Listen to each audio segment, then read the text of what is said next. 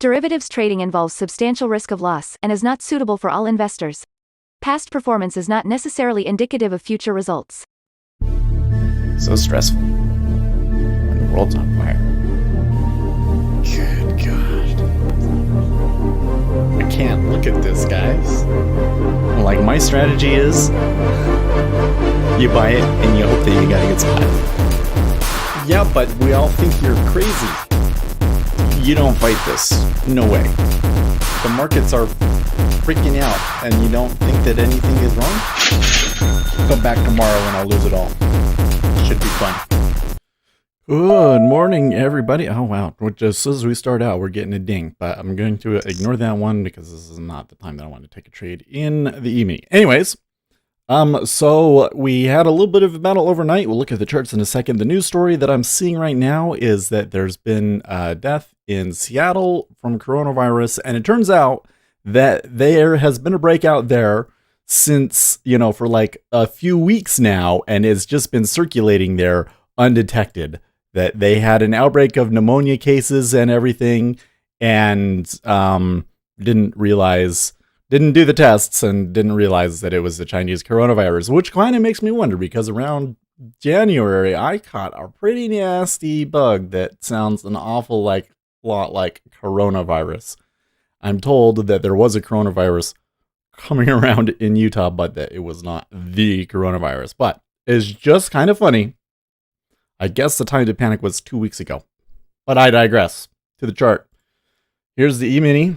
You can see there was a gap down. Well, okay, so first of all, this huge, crazy move at the end of the day is just insane. So they retraced that. They opened lower. The buyers again pushed it up and actually made it higher.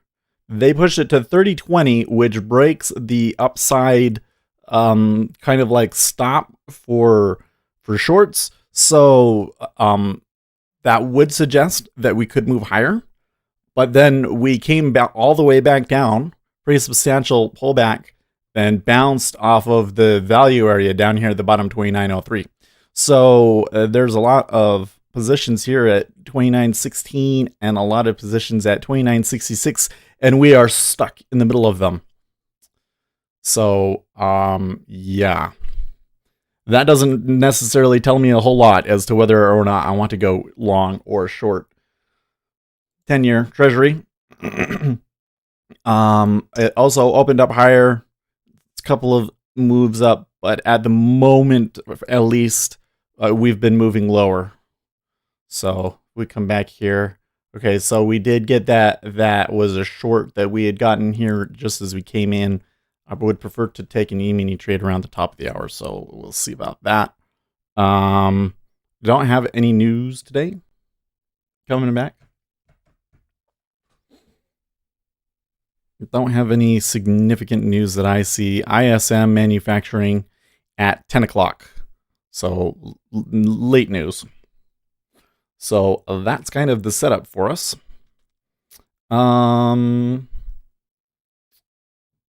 Let's see here. Good morning, Uzi. Harlequin says, yeah, crazy overnight. So many points moved, but didn't take any trades since the European Open because nothing was clear to me. I feel you, man. Okay, and now with that, by the way, thank you guys for those of you that showed up to our special stream yesterday. We're at 2,000 subscribers. But now also a disappointing announcement. If you missed it yesterday, I am ending my run to become the Democrat nominee for president. I heard that Tom Steyer dropped out, so I figured that I should also drop out. It only makes sense. Come on. I'm surprised that Tom Steyer lasted as long as he did. But I digress. And then Pete dropped out too, so it's really looking like Bernie versus Biden, which shocks me. That puts us where we're at. March 2nd, 2020. Let's see what's on Twitter. Oh, yes, we need to check Discord, too. How are you guys doing in Discord? No, why would I do that? Don't switch.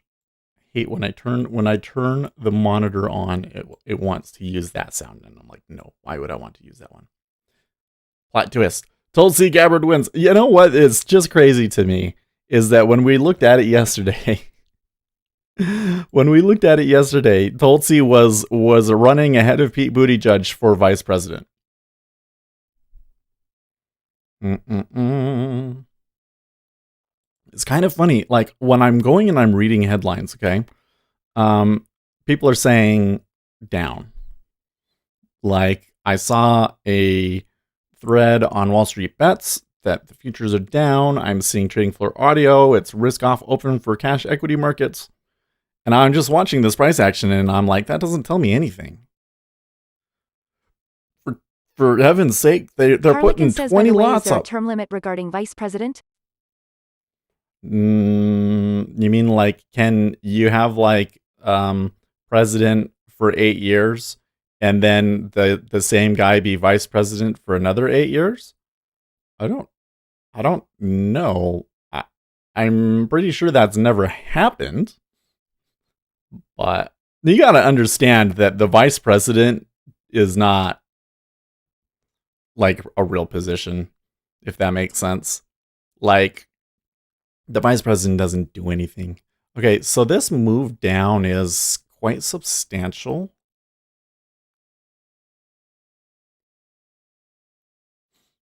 It could flip on them.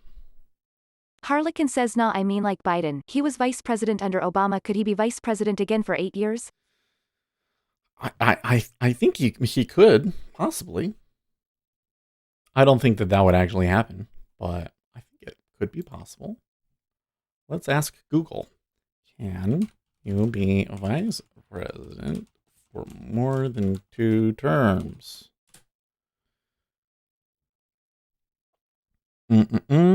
While the 22nd Amendment sets a limit on the number of times an individual can be elected to the presidency, there is no such limitation on the office of vice president, meaning an eligible person could hold the office as long as voters continued to vote for electors who would in turn re-elect the person. Yeah, so it seems like you can. It's just like unlikely to happen because the only reason that you want to be vice president is so that you can be president later. Right? Like the vice president doesn't have a much, if any, real how do I say, like, responsibilities set out in the Constitution, except for resolving a tie vote in Harlequin the says, Senate. just do a JFK on the president. Easy win. There you go. Well, that's why everybody was saying that Bloomberg would be crazy to select Hillary Clinton as his running mate. But I think that Hillary Clinton would want it. Like, that's the thing that's it's pretty crazy, but Hillary Clinton still doesn't get it. Hillary Clinton still doesn't get it.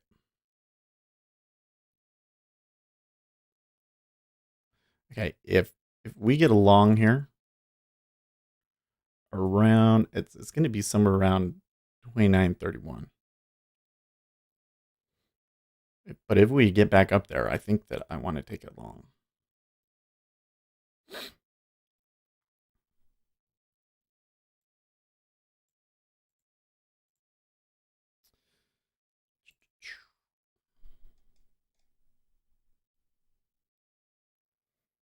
Jim Dalton tweeting, no shame, there's no shame sitting out a market that is unreadable. Overnight volatility reached 48% and is currently at 40. In 1987, yes, I was there. The market was off approximately 12% the week prior to the big break. Beware of simple fixes. I've seen a lot of comparisons between this market and the 1987 market. So remember, the 1987 market was like 1 week of just crazy down, and then they recovered and like everything was fine. Goldman Sachs halts all non-essential business travel. Not surprised.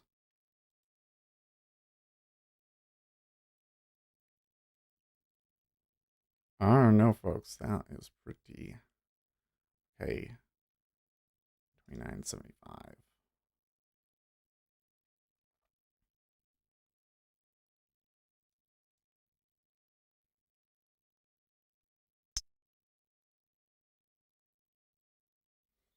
Let's see if they get there.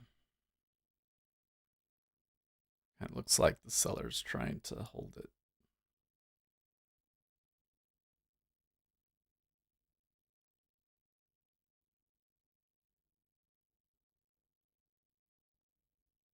Anthony Monroe says €5 and 49 cents from Anthony Monroe. Wasp Seth, Oh, rabbit thank face. you, Anthony, so much.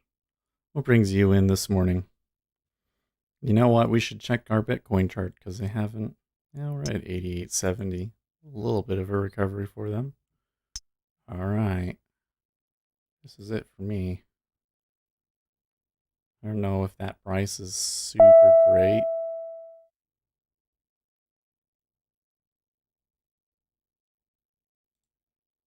See, like that should go by now. Harlequin says, why do people always use percentages? I find this just useless.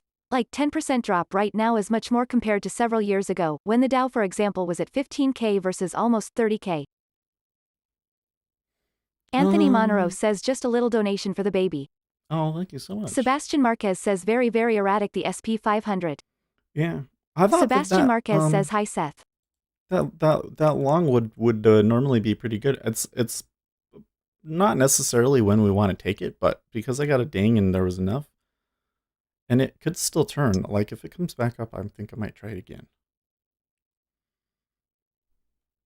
Well, thank you so much. My baby's doing well. I don't know. He woke me up a couple times last night, but he was like just a little fussy. He wasn't like super bad. Oh my gosh, my wife left me with him on Saturday. To go to, she went somewhere with the girls, and she's like, "There's milk in the freezer. You just heat it back up." Okay, like it takes way too long to heat up milk from the freezer. So he was like having a conniption fit for like 20 minutes before I was able to placate him. It was stressful. But other than that, it's been good.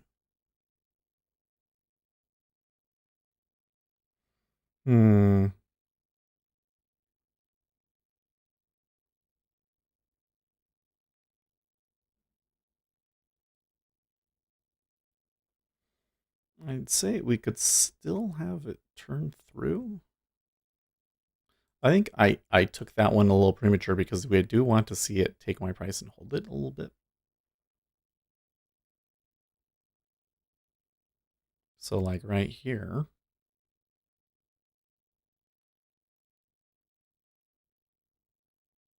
See, they're hitting into it, but they're shying away from it a little.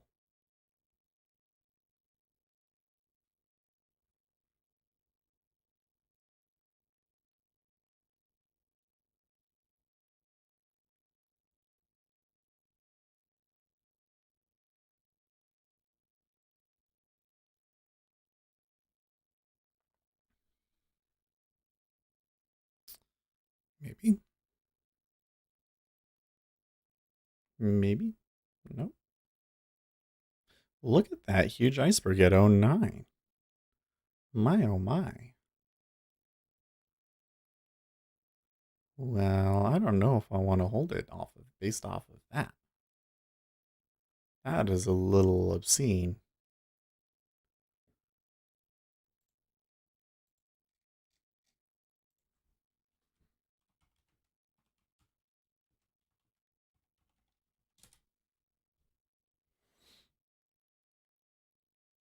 Yeah, I cannot read that as positive. I think I would rather be short. Well, we could do that.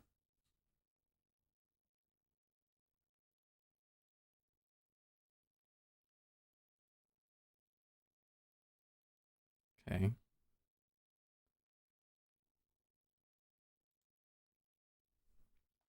Well, they might just go right through me. Anthony Monroe says, do you believe the Fed will valid negative interest rate? Ooh. Okay, now it's long, huh? Damn. Well, they got me there that time. How did they just careened right through? That's crazy.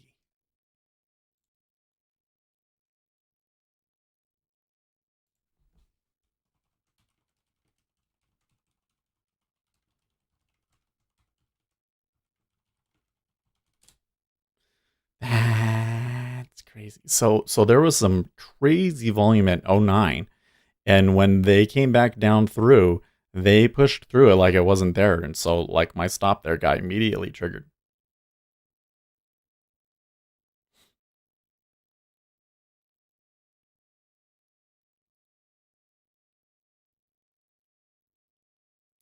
That one I'm going to chalk up to just having a volatile market.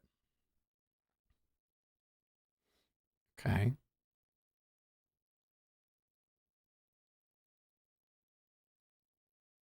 Actually think I could maybe get a little bit more off of this, but I'm trying to be responsible here.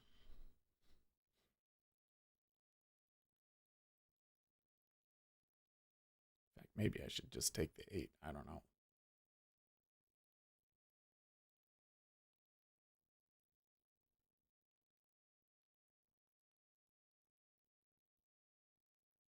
Probably a decent amount of volume to come out, though. Well, we could look at it from cumulative delta perspective. From here, about 1,000 contracts. I don't know if that's enough to get us filled up there or not. See, they're coming close. They're coming close.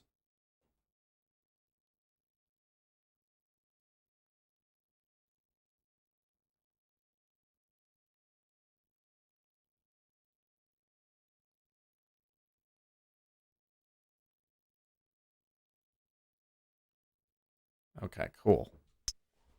So that one totally worked, but they jumbled around with it a ton first. I'm kind of wondering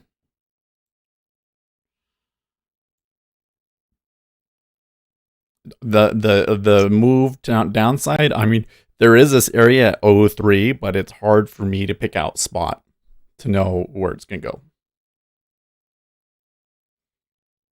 Harlequin says it.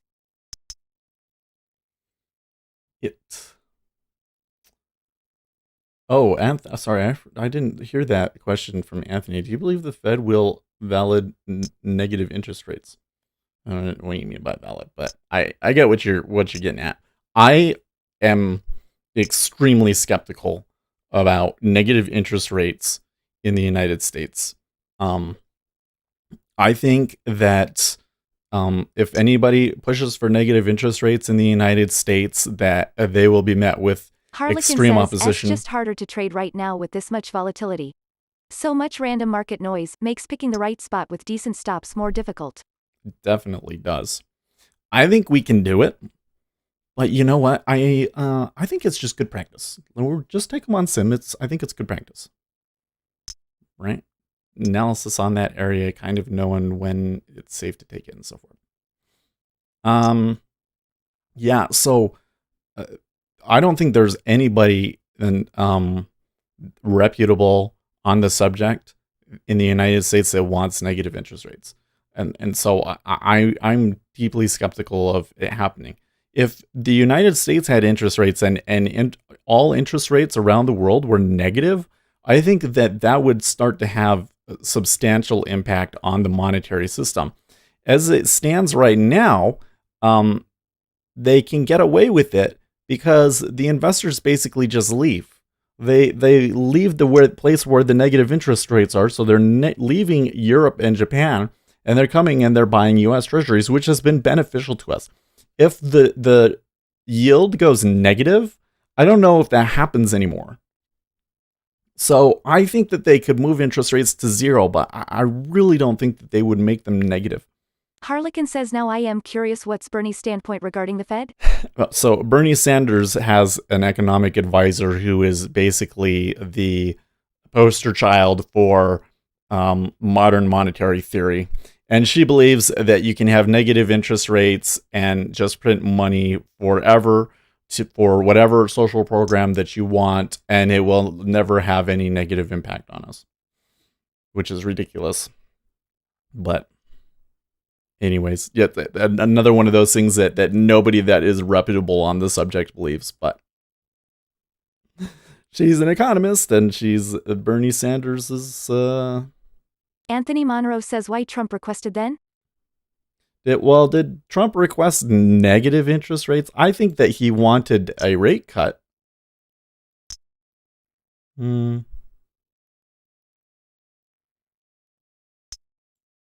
me just go and see if they said anything overnight that I missed. A meeting with the major pharmaceutical companies today at the White House about progress on vaccine and cure progress being made. Hey, cool. Lucas says morning. Florida has 2 positive cases. It seems to me like that outbreaks in the United States it's basically we're past that point now.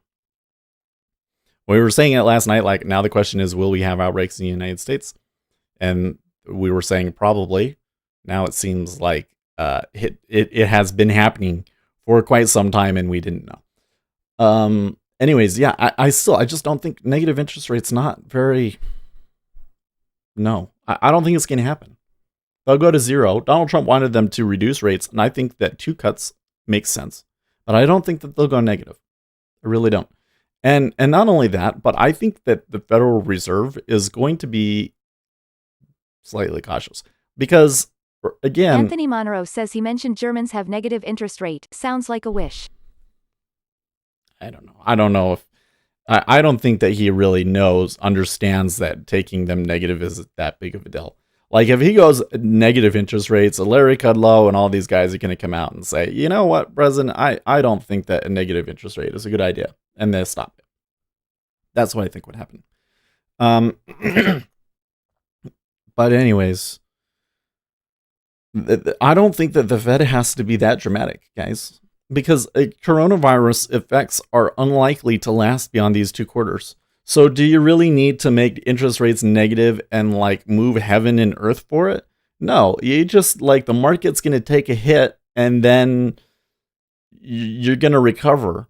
And especially if they do 2 cuts, which it seems like they will, you're going to have an extremely, and I mean extremely aggressive recovery on the other side, especially if Donald Trump wins the election again. Because, I mean, that's kind of a fourth quarter thing. But I think we get to the 3rd quarter, you're going to see pretty strong recovery. And then Donald Trump likely to win the election. And that will be, investors will like that. Okay, there's a short there, but I don't have clear direction. And that particular one did not generate enough volume for me to be comfortable going short. There's about 1,000 contracts that they have caught, though. So yeah, we'll see what the Fed speakers start saying about it, right? Do we have any Fed speakers later this week? Let's look. Because last week they were saying, well, we don't really see much of a need for. Okay, Mester speaks on Tuesday. Lucas says I don't know. The virus might be the Kickstarter, though. Virus might go away and markets keep falling. I see this outbreak as an excuse for what's happening rather than the real reason. So there's a bunch of Fed speakers on Thursday, so maybe we'll get more insight on that on Thursday. I see the outbreak as an excuse for what's happening rather than the real reason. Oh, no. Make no mistake. The market would not be falling this hard if it was not for coronavirus. There was maybe reason for us to pull back a little bit / move sideways, but moving down every day, 6 days in a row, like last week is not. That's because of the supply impacts from China. But I mean, that's the thing. So here's my big question, and I'm not seeing this being asked, but it should be. And I think it's not being asked because I think that it's kind of a callous idea, but it has to be done. At what point does the virus become so widespread that extraordinary efforts designed to limit the spread are no longer paying dividends compared to the economic impacts of those policies? And I would say that China overreacted.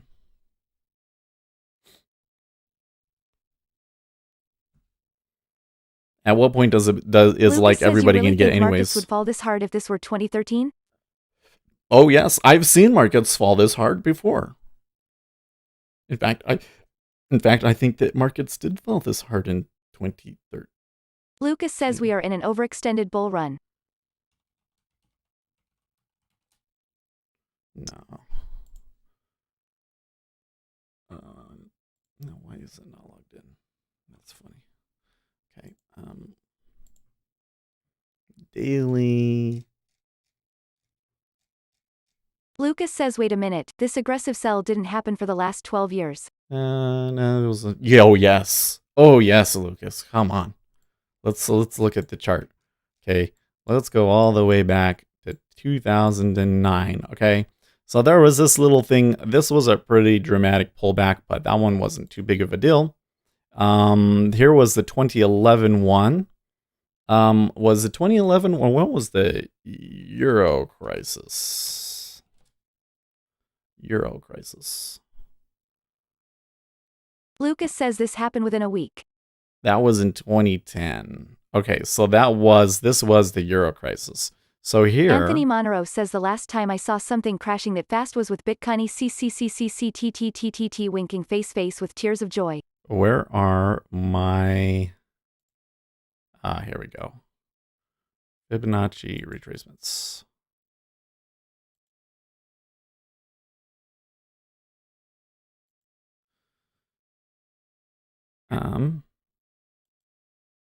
Settings on this thing. Uzi Knesset says haha bitconeect. Extend lines. I want. Wait, which one is this? I want this one to be 0.1. And I want this one to be 0.2. Okay. And then 0.5, and the rest of these can just go away.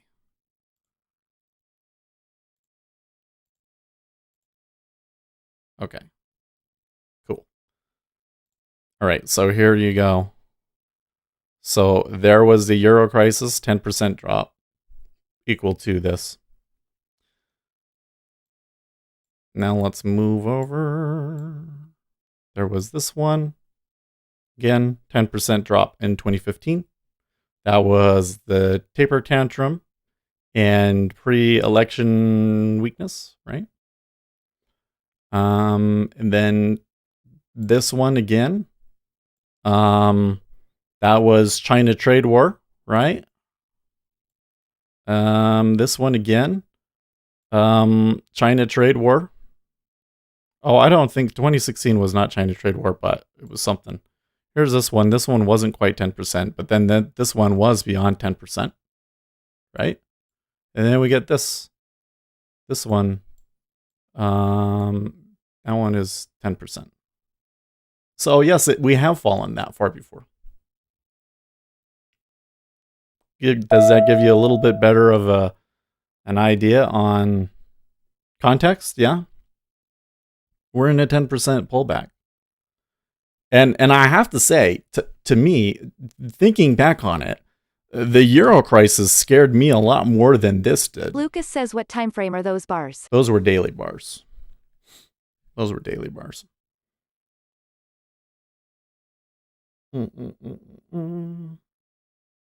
So it gave me a long...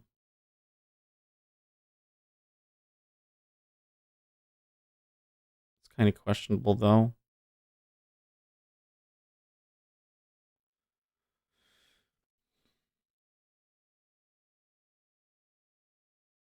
I'm going to have to leave it alone again. I think I could have bought that at 33, but I that. I would much rather wait until the top of the hour when I'm expecting more volume to come in. I hope. We can only hope. Yeah. Anyways, when I think about the coronavirus, I'm like, this is like a 2-month thing. The summer comes along, coronaviruses don't do well in the heat. That's why it's called a cold. And then probably it won't be as significant of a deal. And at some point, people are going to have to realize that shutting down the whole economy, it just isn't worth it to prevent the spread. And probably at some point, everybody will catch it. But most of us are going to be just fine if you're healthy. So I think that the market panic can only go so far. Compared to the Euro crisis, during the Euro crisis, if that had followed through on the worst case scenario that we thought was going to happen, oh man, that would have been like the end of civilization, guys. That wasn't just going to be a 10%. That was going to be like 100% pullback. That was going to be like a double dip. You know, the European economy just collapsed because of the Greek debt crisis and all that stuff, right? But then they were able to come up with a deal and somehow saved it. That to me, I think was a far more reason to be concerned than any of the stuff that we've seen happen in recent memory. And everybody throws the Euro crisis down a memory hole. So many people, like regular people, don't even remember that. Regular people don't even remember that. They're like, oh yeah, I wasn't there this. I remember this thing on the news, kind of like that. They don't remember that they were literally talking about not backing up bank deposits. Can you imagine in the United? Just think about where you live. You have money in the bank, and they have like federal deposits up to a certain amount are insured, right? And they were saying, oh no, if you have money in the bank, it's just gone. You put money in the bank, and the government's just going to take it. Like, that's what they were talking about doing. And I think to some extent they did, because rich guys basically just straight up lost money, if I recall correctly. Man, if that happened in the United States, you can't trust your money in the bank anymore, can you? Like, can you imagine what kind of an impact that would have on the monetary system? Your money's not even safe in the bank? Like, that's crazy talk. This is like, how can the economy function anymore? And nobody remembers it. And the coronavirus comes along, and it's the end of the world. It's just, you got to remember our cognitive biases, right? We're wired to avert loss, for sure. Well, there you go. That trade actually ended up being a really good one. I should have taken that, but I still say that based on the parameters that I'm going for, based on my plan, I shouldn't have taken it. So it running, that might just be coincidence. I don't know. We'll watch. If I see that sort of a situation in the future again, maybe I will take it. So I do notice that they really tried to extend below on the hour, and now it's positive. I'd say that's really good. Oh, and they broke the high from the last pivot too. So sellers will probably want to try and stop it, but I'd say overall it's really positive. Anyways, we're wired to avert loss. And why are we wired to avert loss? Because the things that were most crucial to your survival, 1,000 years ago, let's say 1,000 years ago, were eating enough food and avoiding serious illnesses. Those were the two things that were most crucial to your survival. And so when we see a disease, yeah, it triggers our psyche. But you got to remember this thing, I think if anything comes out being like my theme for the things that I try and teach people through my life, and I die, the one thing that I would want people to say is, we live in a world of abundance. We live in a world of abundance, and our brains are not equipped to deal with abundance. They don't know how to handle it. They always think that there's something bad around the corner. So we just can't accept that things would be good because we're not wired to. We're wired to, not starve, essentially. And we just don't think in the ways that abundance. But we can design systems that do that, and we can rely on those systems to counteract that. And at some point in the future, I think that the Show people, me the volume future says this man is out here speaking the truth. the people that are able to be optimistic and deal with abundance are going to be the ones that are going to be successful. And then in the future, people will have a more positive outlook on life. Look at that. That's kind of funny. I feel like every time that I'm talking positive that the market is moving up. Maybe I should just keep it up. I'm pumping the market. Let's do it. Let's do it. Everybody buy. Everything's great. It's going to be fine. No. Lucas says, have you devised an strategy to trade this volatility? I'm still seeing patterns, but I need a bigger bankroll to withstand to possible drawdowns. I don't think so, Lucas. I think that there is, I think that if you have a small account, that there's only so much you can do, right? If you have a small account, there's going to be some time periods when you just simply can't trade it. And so in this kind of a situation, I think that you can sit down and you can say, okay, I have a certain amount of money to gamble with, and maybe you could have taken along there and gotten lucky. And if you lose it, like, you take 8 ticks and you lose it like 3 times or something, then you just stop and you say, that's my risk. I think that's the only thing that you can really do. Harlequin says, by the way, what happened to the border wall? When is it going to be finished? Haven't heard anything for months now in Germany. Wait, was I done with the world of abundance thing? I think I was. Just think about that. We're not equipped to deal with abundance. And what are some strategies that you can employ in a world of abundance? I'll tell you one is, in a world of abundance, this kind of volatility is unlikely to last beyond 2 quarters. So now is an amazing time to buy for longer term investments. So something that you want to hold for years and years and years, now is an amazing time to buy. Maybe we'll move up and maybe then we'll have a larger crisis that can actually lead to a true recession. Lucas says, what type of abundance are you talking about? Aren't resources scarce? No, they're not. I mean, the amount of like, just think about how much. Okay, like, let's just think about. Well, I don't want to go in. Let me come back to that one in a second. I want to because that's a totally different discussion. And I have a bagel that I want to eat, and I want to answer this question about what happened to the border wall. So what happened to the border wall was that Donald Trump reallocated funds that were allocated to the military towards the border wall. And they have been using that money to upgrade and create new portions of wall. So many portions of wall have been built, but there's still court battles going on about it. And all in all, they weren't able to like just straight up build a wall. However, Donald Trump was also able to implement a policy that pushes people back into Mexico when they're waiting for an asylum claim. They're fighting that in the courts too. But that really, really helped. And then Mexico started enforcing its southern border as well. So it's actually turned into like Mexico is the wall now. So that's kind of where that went. Okay, let me think about the resources thing for a second. I have a bagel here. I'm gonna eat this bagel.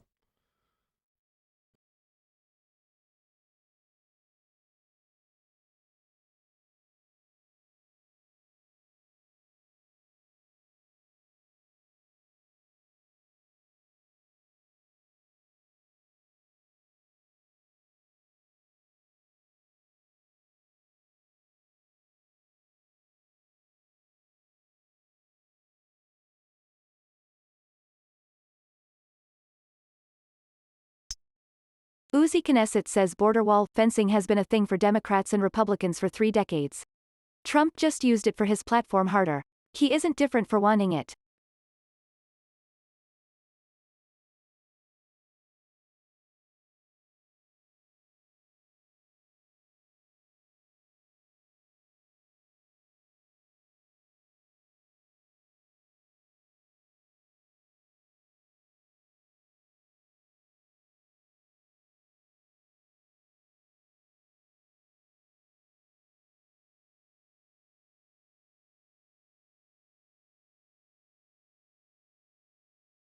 Man, every time that E-mini is turning, like maybe they're done, they extend out again.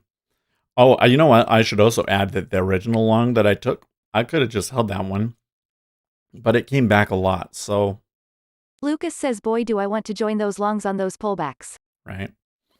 Uzi Knesset says the political record is littered with the very same Democrats calling it racist today, stressing its importance 8 years ago. Oh, yeah, totally. Well, more than 8 years ago, more like 16 years ago, but yeah. So I think what happened though is we had the conditions to create the turn, but I didn't have necessarily the conditions to see a lot more people come in. Now that we're at the top of the hour. We're a little too far for me to take a long here. That might turn down. So I think that it would, if I want to continue to be bullish, and I think that might make sense. I think it would be better to wait for it to give me a short signal and wait that one out, and then when it turns back around, maybe I'll take a long. We'll see what happens.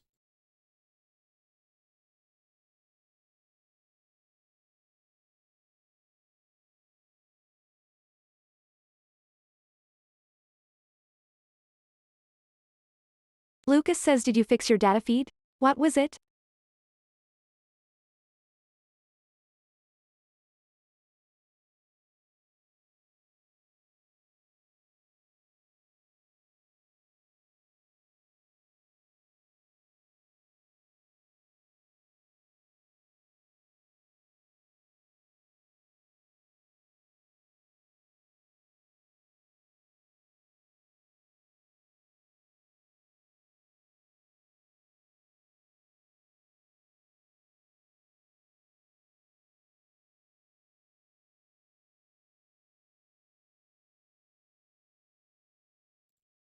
Man, it just keeps going. 70 was pretty good. I did not fix it. Lucas says right there, you saw how longs held those 2,965.00. Seems like I wonder how long this long trend can go. That's third wave. So that might,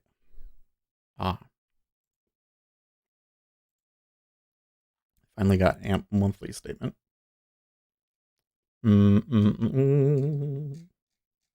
super long because I took way too many trades.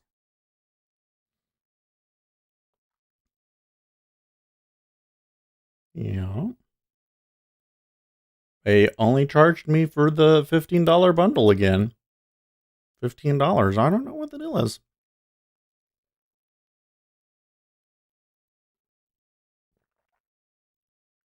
I think that what happened was I triggered that you need to put more funds in before we'll let you trade anything. And so I'm just using the demo account, but it's still live data, so yeah, that's where that's at. And I guess I thought that I mailed the check on Thursday, but I guess not, so we'll do that after the stream. Make sure to send that in. Okay, so World of Abundance. Uzi Knesset says, so your ACCT won't feed you data without enough money to trade in it? So apparently not. I think that what happens is if your account goes below 50, then they stop sending you data. Yeah, that's what it seems like. Uzi Knesset says weird. Right. I mean, it makes sense. I think that once you go below that point, that you trigger something, and then they say, okay, until you put more money in, you're done. Okay, so let's think about oil. Oil is probably the most scarce resource out there, right? Probably the most scarce resource out there. How much oil are we pulling out of the ground?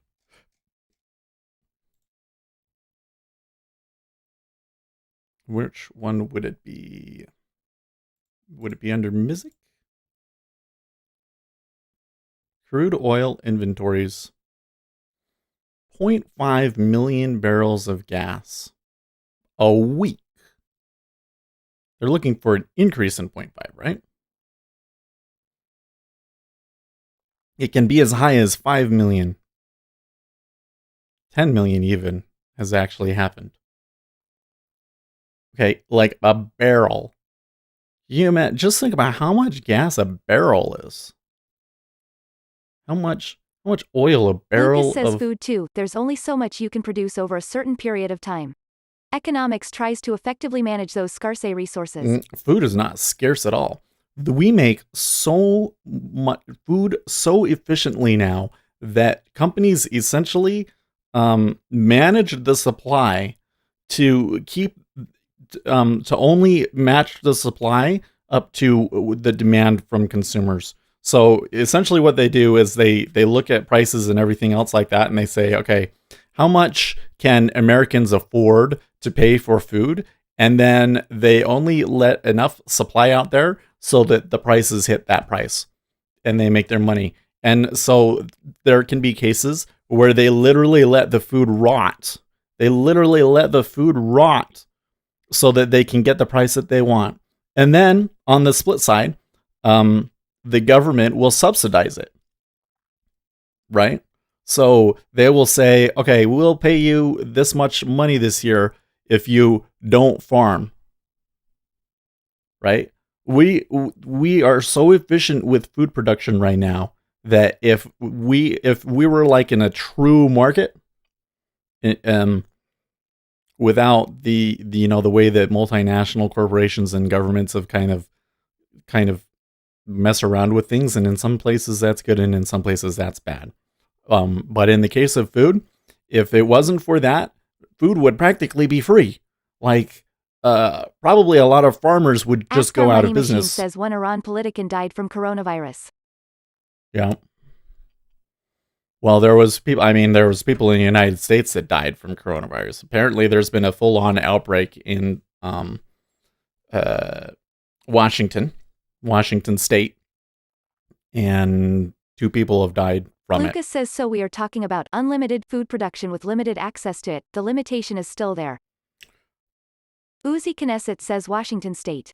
My brother lives up there. Right, but I mean, the point here is that we could we if we grew all of the food that we have the capacity to, food would basically be worth nothing. And then nobody would be able to make money off of it. So we actually have to cut back on it. And that's one of the things that this is the other side of abundance, is that when you have so much abundance, your body is afraid of starving. And so we want to sit down and say, oh, we should grow as much as we possibly can. I should eat as much as I possibly can. And then what happens? You get fat. You grow so much food that you can't make money off of it, and then your farm goes kaput, and then it dies down, and then pretty soon you are hungry because nobody can grow food because all of the farms went out of business because they were growing too much food, right? So the other side of abundance is that we have to realize how much is enough and manage that resource appropriately. So there was the short I was talking about. It was a pretty good upturn. So I don't know if they're going to be able to make enough, and the time isn't necessarily right. So I don't know. But anyways, I don't know. Food is not scarce. And it's certainly not in the United States. And going back Lucas to it. says you might be right. I'm probably arguing because I'm bored and I can't place trades. You're fine, Lucas. I think this is a good discussion. I think that I'm getting the opportunity to share what I think about the world, ideas that I think are important. So I think it's a great opportunity to talk about it. Case in point, right now, over the weekend, apparently a lot of areas were just seeing runs on stores. And you go to the store and the store was running out of everything because people were buying it because they're afraid that they won't be able to buy food. And what's going to happen? Probably that food's just going to all go bad. And then they'll go to the store and they'll buy more. And by that point, the store will have more food. Unless like the Harlequin says, what do you think about the Free State of Hong Kong? I love Hong Kong. My dad, he was a missionary in Hong Kong. And I think that there are great people that have really good ideas, and I think it's unfortunate what's been happening to them. I think it's sad that they became a part of the Chinese government again.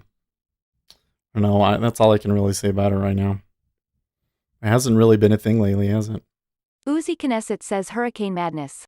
Yearly thing for us in Florida. Self-fulfilling prophecy. Fear of scarcity creates scarcity. So tell me, Uzi, what happens when they have the runs on the store?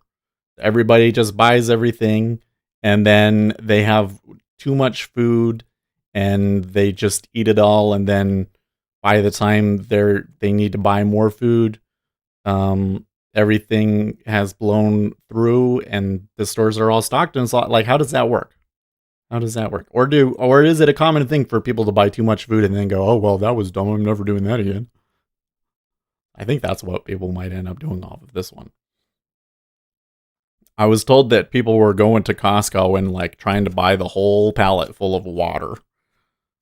Like, really? You think that the water is going to stop running? Or maybe you think that the water is going to become polluted by coronavirus or something like, I don't know. So weird.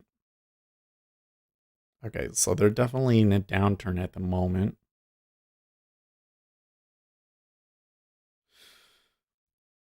Uzi Knesset says over the years, people have gotten better about it, but with 15 years of grocery retail under my belt, you'll have people buy lots of water and canned goods. We'd order tons of it. Like 22 to 25 pallets. Anthony Monroe says same in France. Uzi Knesset says people buy the shit out of it and then the store goes dead for like 3 to 4 weeks.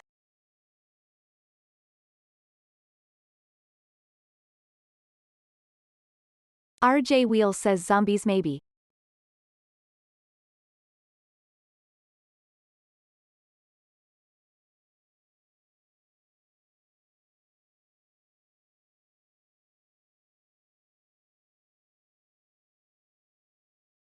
So I assume then you're saying that you worked in grocery retail. So then I'm assuming that it made it very difficult to handle your inventory during that downturn time then, right? Because you know that people won't need a whole lot, but you still Uzi need to have Knesset enough. says we'd always have far more than the demand though. From a worker's perspective, that was the most annoying part. Sitting on 200 cases of canned soup for months lol. Really interesting. Lucas says at UZI Knesset everyone, deep in their hearts, is waiting for the end of the world to come. There you go. Man, where did you get that from, Lucas? Because you're using that as a quote. Where did that come from?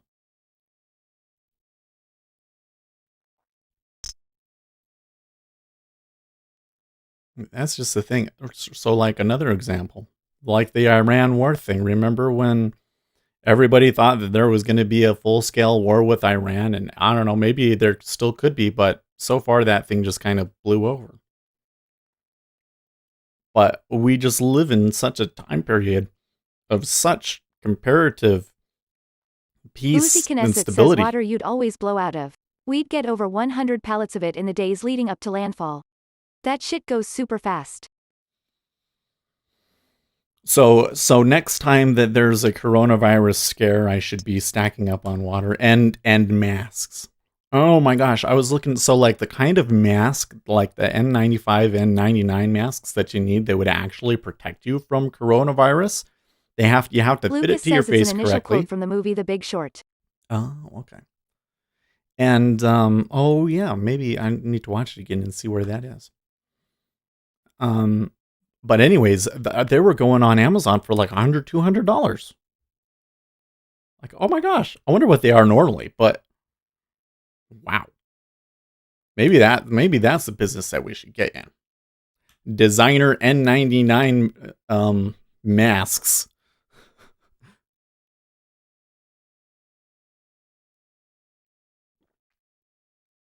Maybe after all this, because probably the opportunity has passed, but after all this is over, we should look into who manufactures that and makes money off of it and buy some of that.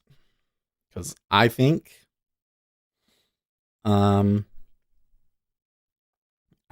that Uzi Knesset Pandemics says are only likely to N95 get masks worse. are sold out everywhere and being gouged on the internet. Meanwhile, from woodworking and drywall projects, I have like 8 packs of them lol. So when you bought them, how much were they? Gonna take-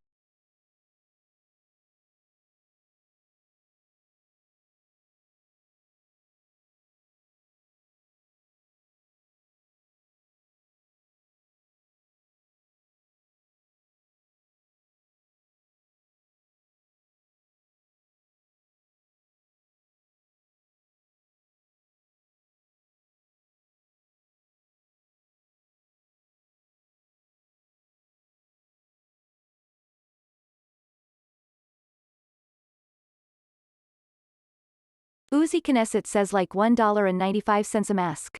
Little 2 packs were like $4. There's a bigger pack of M for like $20.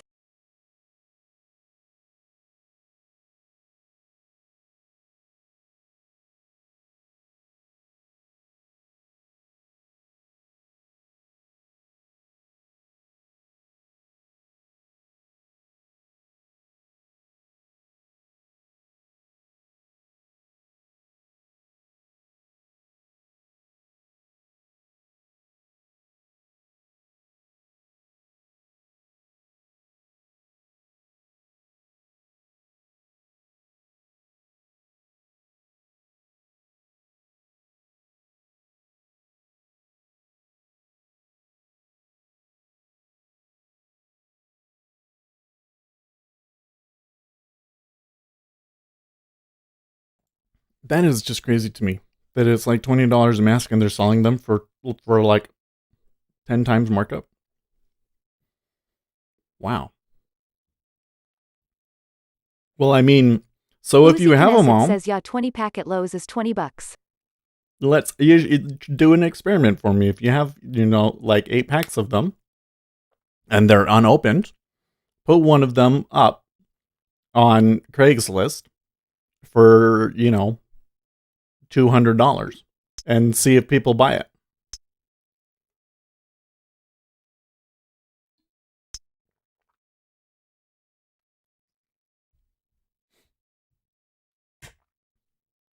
The other thing is that it can get in your eyes. So you need to get a gas mask that covers your eyes really Uzi to really be Knesset safe. says nah, COVID-19 aside, I'll use them all one way or another. Yeah, but if you can make $200 up for it and you spent $20, come on. And then you can say, oh, okay. Pretty easy to sell them during a time period like this. Next time around, when they're $20, I'll buy a ton of them again. Wait for the next pandemic. So I think, they're always talking about the next big Uzi one. Knesset says okay, fine. I admit, I can't live with myself doing that. There, I said it lol. Too moral? You feel like you'd be taking advantage of people? You're not taking advantage of people. You're providing a service that people need, or that they think that they need, that they want. Let's say a service that they want. Masks to protect themselves from the flu. And you're giving it to them at the market prices. You're doing them a favor. They would thank you. They go, thank you so Anthony much, Monroe Uzi. says lol. Thank you so much, Jerry Uzi, is for awake, having the says just think forethought. politician. Thank you so much, Uzi, for having the forethought to buy these masks so that there would be available supply in a time of Uzi need. Knesset says bro, I've seen businesses down here shut down for gouging people during hurricanes. Really? I don't wanna be that asshole lol. Wait, how did they get shut down by the government, or people just get upset at them? Oh my gosh, sorry, hold on a second. Trying to get myself closer to the computer here.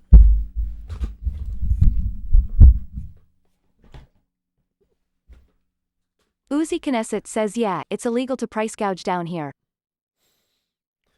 Okay, let's research this. Price gouging laws. In the United States, state laws against price gouging have been held as constitutional at the state level as a valid exercise of the police power to preserve order during an emergency and may be combined with anti-hoarding measures. Price ceilings laws limit the maximum price that can be charged for given goods. Price gouging laws by state. Find law. Okay. They have all the states down here. We're looking for Florida. Florida. Selling commodities, household essentials, rentals, fuels, etc. after a declared state of emergency at unconscionable prices, which is grossly exceeding average prices in the 30-day period preceding the emergency, is a second-degree misdemeanor punishable by a fine of up to $1,000 or up to 60 days in jail for the first offense, $25,000 for multiple violations within a 24-hour period. And that is in section 501(1)16. So commodities, household essentials, rentals, fuel, etc. after a declared state of emergency. Okay, so Florida has declared a state of emergency. So today you cannot sell it above the average price for gas masks in the past 30 days. I bet you though that the average price for gas masks, for N95 masks in the past 30 days is pretty high. So you just got to figure out what that is. And then, you know, and probably you'll look at what everybody else is selling it at. And right. Plus, this could go on for a little bit. So you could just wait a month and then you would be able to. Anthony Monroe says, gosh, finally Bitcoin is going to hit 50K. Unfortunately, I might not see it because of coronavirus. Face with tears of joy. Oh, Anthony. I gotta say, this pullback Uzi Knesset says I ain't worried about legal issues doing it. I just don't wanna do it, lol. It's shitty and like I said, I'll need those masks and Lowe's is annoyingly far away, lol. Okay. We don't have to do it that way. We don't have to do it that way. Okay, so it was like they're like N95 masks, right? Yeah. We can just look what people are asking for them, right? No. I want to go to. How do I go to the all Craigslist networks?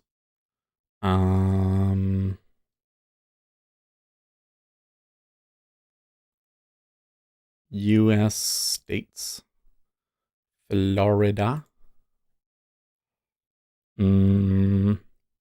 What area should I do? Jacksonville? Let's actually. Uzi Knesset says Orlando. You live in near Orlando, but I want to know, where did they test positive?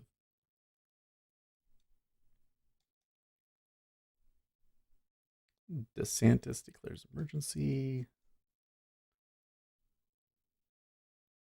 Saratoga. Where's that?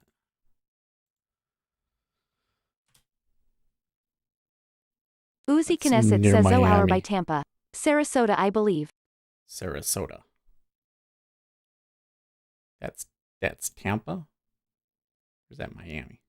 Sarasota. Bradenton. Fort Myers, Tampa. Okay. So, Tampa Bay area. And 95. $125. Anthony Monroe says if you are 10 years you can buy Bitcoin, you are safe. If you are older it might be risky because of coronavirus. Well, if you're over 60, and I know that there's a few of you that are out there that are, be careful, please. Limit your contact with other people.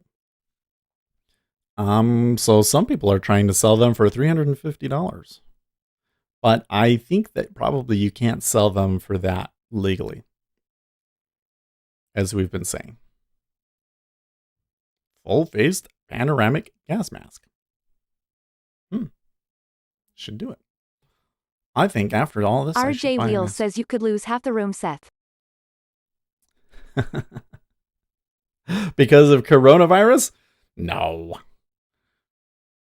Because even if you're 60, the chances of you dying from it are still like 5%. Under 5%. So that would mean that Oh my gosh. Should we do the math? Let's do the math.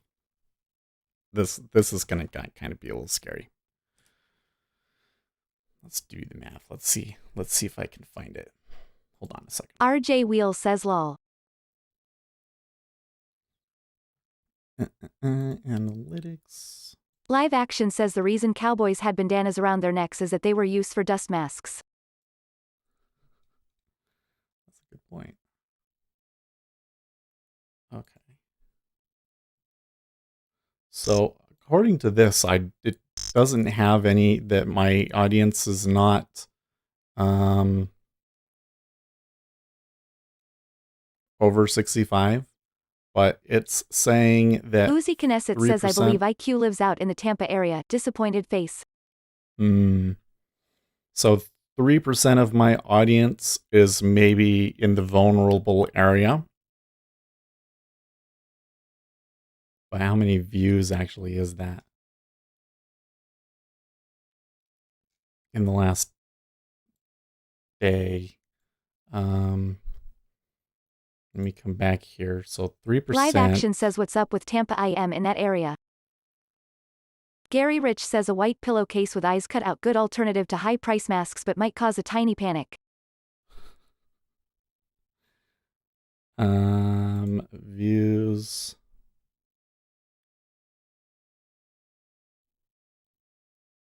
I want unique viewers. Unique viewers, there we go. Uzi Knesset says COVID-19 cases out in Sarasota.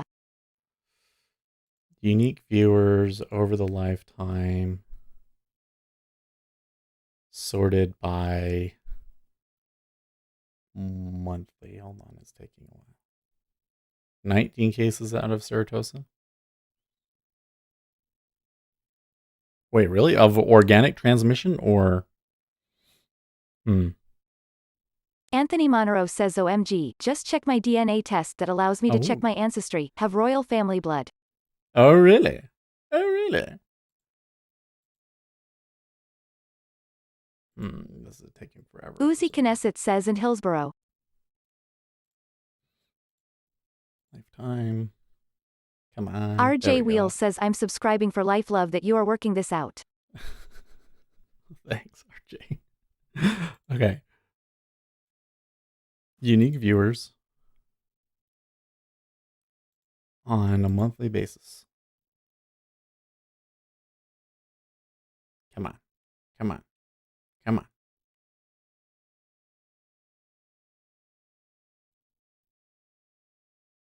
Anthony Monroe says yes, really, freaky, I am French.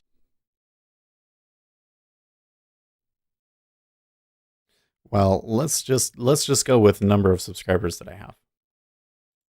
Right? So if 3%. Jerry is awake says that Uzi will have to wear that pillow mask at the flea market. So 3% would be 30. Live Action says that Uzi Knesset, that's me, great IMF, I always get the flu. That means that probably that there's a chance that 2 of my viewers will die from coronavirus. If we're just looking at the 65 and older. Probably overall everybody. Gary Rich says people going nuts eliminating all the TP, paper towels, and bleach. Holy craps. When we include everybody, it's maybe 3. 3 of my viewers might die from coronavirus. I'm so sad. I wonder who it's going to be. Be safe, people. Even 3 is too many. 3 is too many. But that's kind of the callous. See, that's the question that we don't want to ask. Because in our minds, it's like, okay, we need to do everything that we can Jerry to is save awake every says life. not me. Ask Our Money Machine says who here above 50? Well, so it was saying that 3% of my audience is between 45 to 55. So it's actually probably less than that. It didn't give me a percentage that was 60. Jerry is awake says me. RJ Wheel says look to your left and your right. One of your will be gone. One of you will be gone. At what point is the economic impact of trying to contain the virus no longer worth it because the virus has already spread too far? You know what I mean? Where's that turning point? Is there a turning point? I feel like that China Ask our money was machine past says that. Jerry don't go away from house. It's like I think China like really forgot. Okay, so here's the open. Initial impulse buying. Strong impulse too, by the way. Oh, they're gonna make it up there, I think.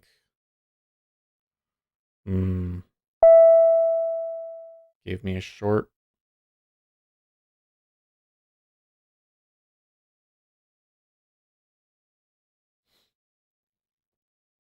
Yeah, that didn't come out to as much as I Gary thought it Rich might. says prob me, I am 350 years old and dog is 63 rip rip.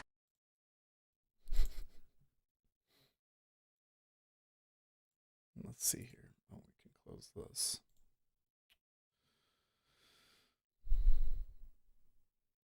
I hear Rand Squawk is tweeting to Live Squawk and saying, Live Squawk is tweeting to Rand Squawk and saying, I hear Rand Squawk are pretty good. Got a guy who is on about this time with a voice like chocolate. What? Oh, man.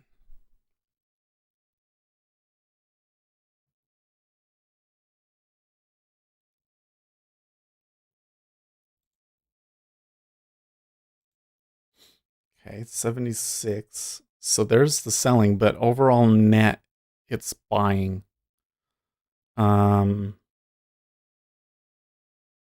Probably not actually. I mean, if I can take a long based on my strategy, I'm not getting a long yet. I really want to buy it here though, like 79, maybe 78. Okay, sure, 78. I'll see too far already.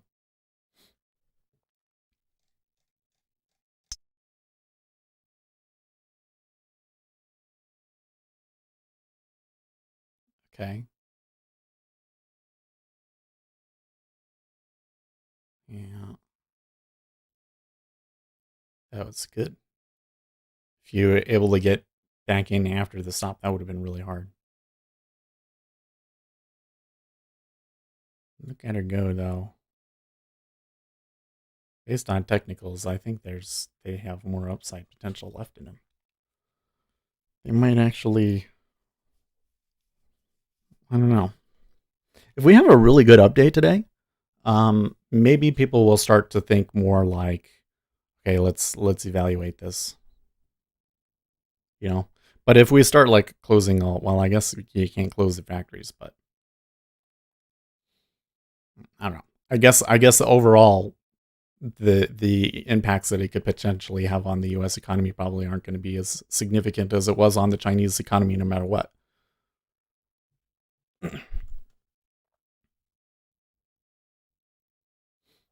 Hey, look at that! Oh man, we're getting some real tails here on 1 minute basis. There was some shorts that kind of piled in there that look like they're getting slaughtered there.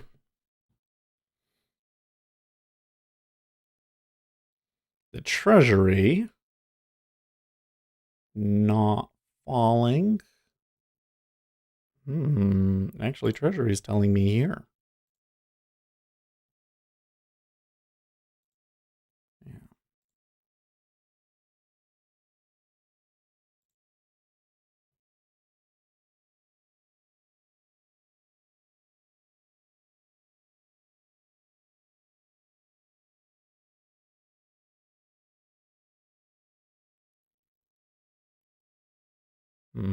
Some absorption the other way now to 4.5. Live action says those shorts were me.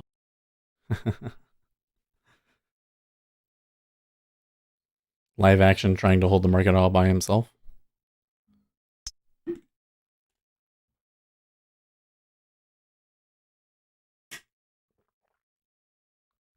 Supreme Court rejects challenge to Trump ban on bump stocks. Okay. Am surprised. Look at that. A lot trading at 05 too. It looks like I'm just the wrong way.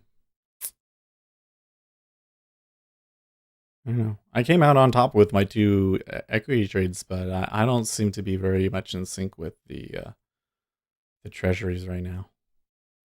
And I saw that absorption and I was like, well, I think we could do it right here. Nope. Oh, very volatile in the mini right now. So they definitely have turned down now. It's probably going to get stopped out.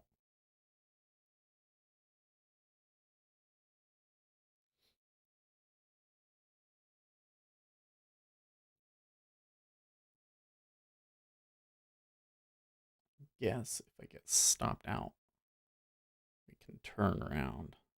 Anthony Monroe says sounds like the coronavirus crise is a great opportunity to control people. It is. Yeah, I mean, I've been trying to oh, I didn't even get filled. Uzi Knesset says yes. I think that the Chinese government intentionally overreacts because they benefit from that. Well, that one at 06 to like just barely didn't get filled. Wow.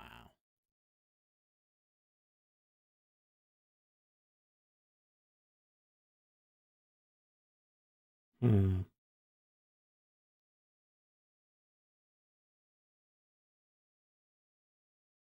So the E-mini trying to make a little bit of a bull run there, but the Treasury's still holding the bid. Anthony Monroe says worldwide.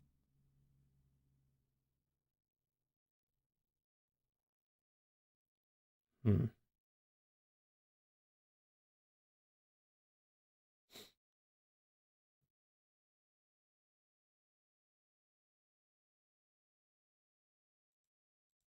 Oh, that sucks.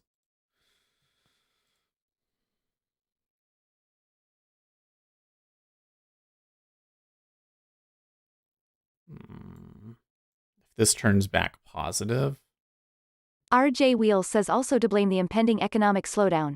Wasn't us okay, guys?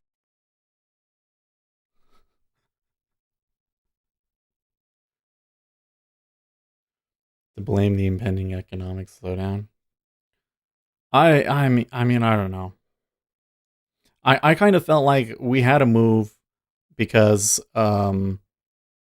trade went well, and then after trade went well, you would expect to see a certain amount of rise, and we were in a time period where we could probably move sideways until the election or something like that. You know, I didn't think that we were for sure past valuations, but then the coronavirus happened and it's going to impact companies' earnings, and we adjusted.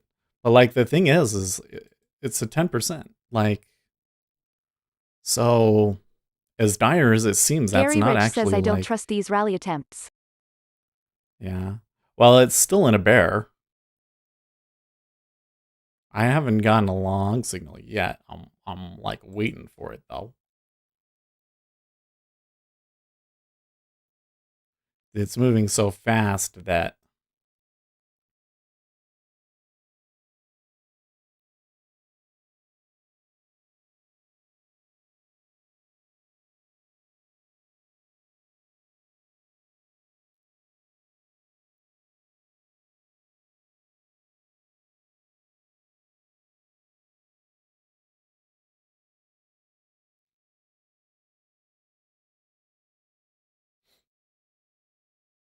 you can see the cells come in there.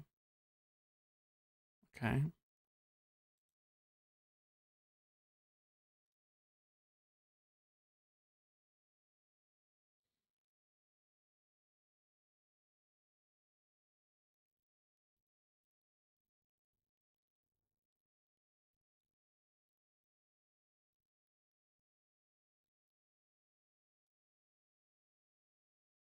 No.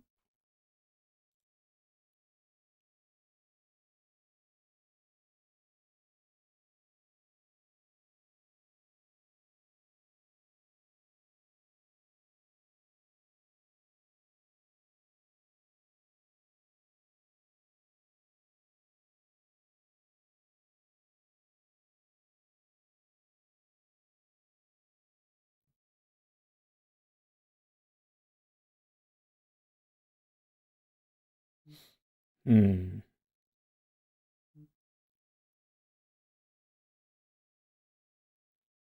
It's possible, but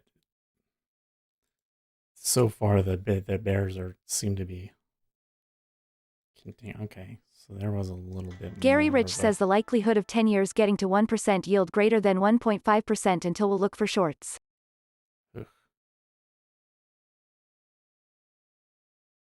a little too volatile.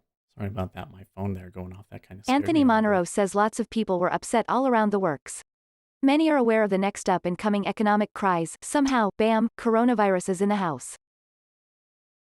Okay.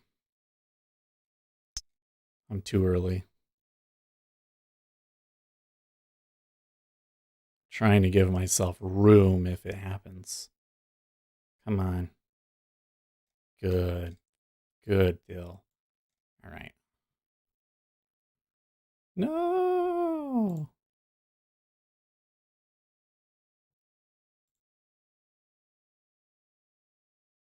Okay.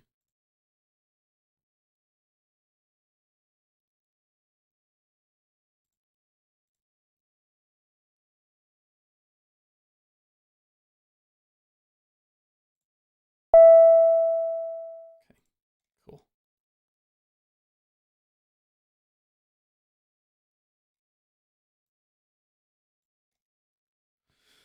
No, no, no, no, no, no, no, no, no. Oh, wait. Did I take two there? Oh, no, I didn't. Okay, cool. Cool, cool, cool. No, we're good.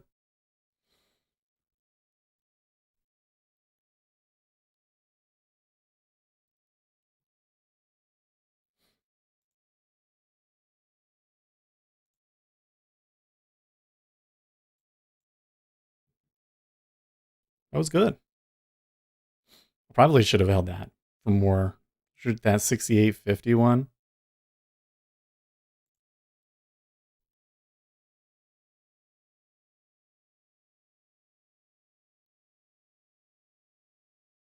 They're going to push for new high, or at least for the hourly to go higher.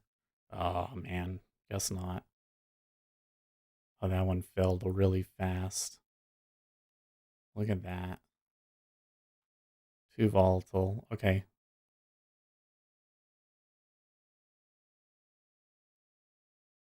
I don't want to risk too much on that, so let's wait for next possible area. But so far, I'm doing pretty okay. Well, at least I'm up. What did I actually make? That 97 is wrong because that counts in my treasury trades, which are obviously been terrible. 27, almost $30. Probably more like 25, 20 after commissions.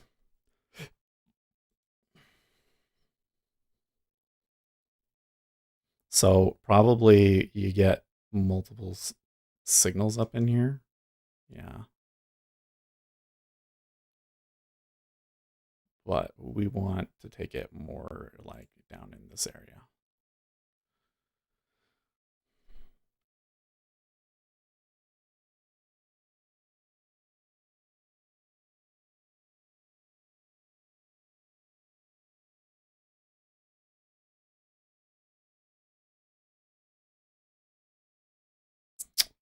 Oh well. Well.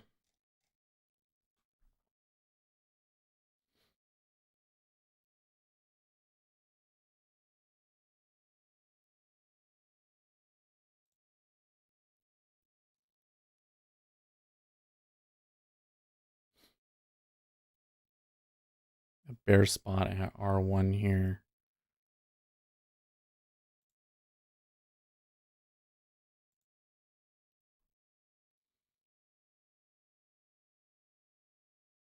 There's definitely a ledge in the treasuries at 07.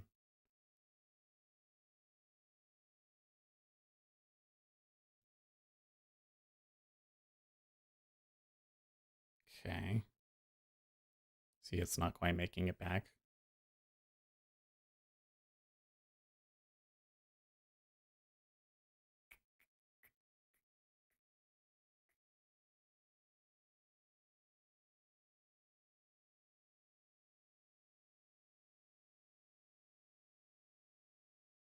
Man, I'm just fighting the wrong spots in the treasury. I'm like dead wrong every time.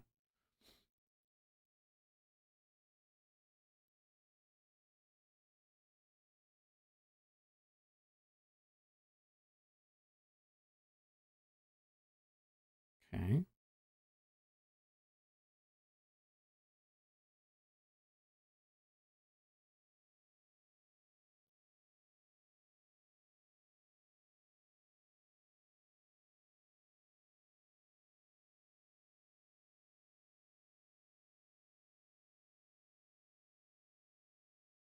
So they're definitely working it out and finally, in the end, resolving long. Really strong now.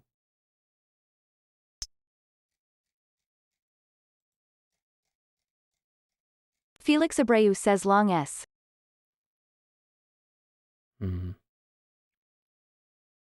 The treasury is not really dropping quite the way you would expect. More than anything, is just really volatile here. So there's the hourly open at 29.80, and they're fighting over that. Felix Abreu says seller 2989.5.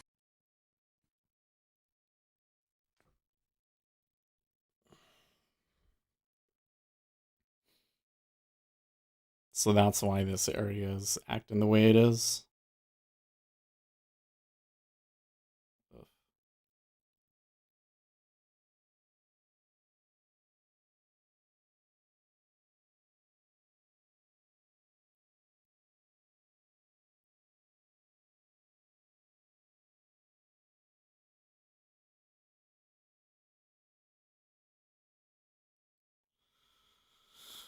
Let's keep an eye. Downside is 29.69.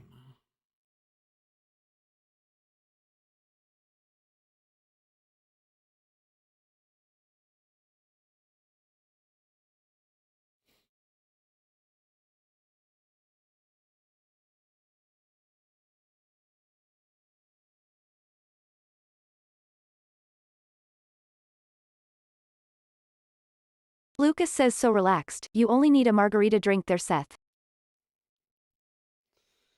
Oh, wait. Kind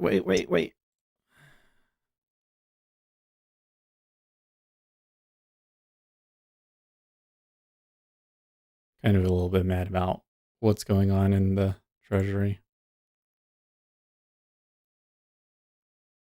Like, I think I see a spot and it's not. It's just in the middle of chaos.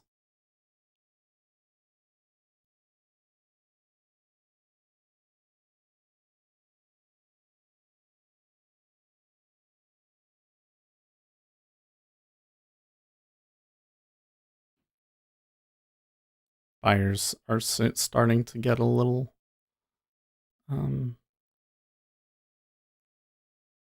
what is the word? I think they're concerned.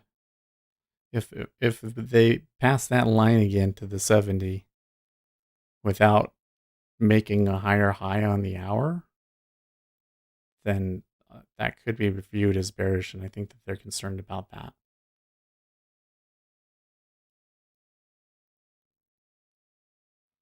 It seems like that the buys are a little bit more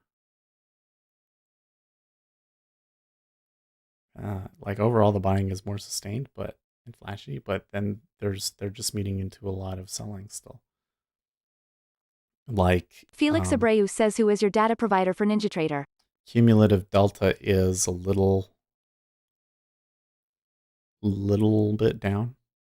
I'm using rhythmic.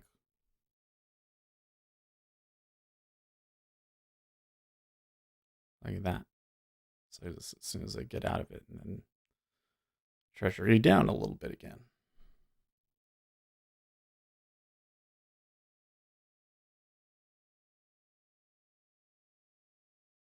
Okay.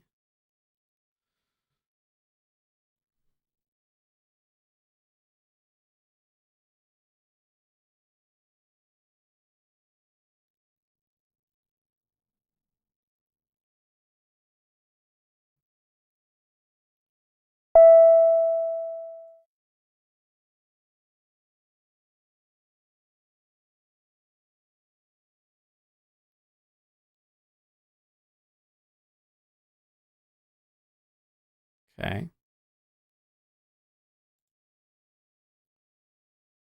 Should have Lucas stuck says my more news profit at the in top there of the earlier. hour. Gosh dang. Live Action says anyone ever do a test to see which data provider is fastest? I've held up the demo versions of them and up against each other before. Like the thing is like honestly, like if I were to hold what I've got, come on, up against what is generally considered the best trading technologies, um, the difference is so minute that even if you go frame by frame on a video, you can't tell.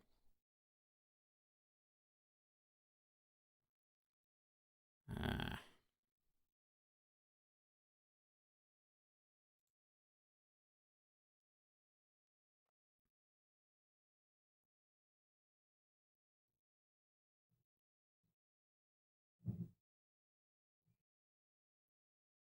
Come on.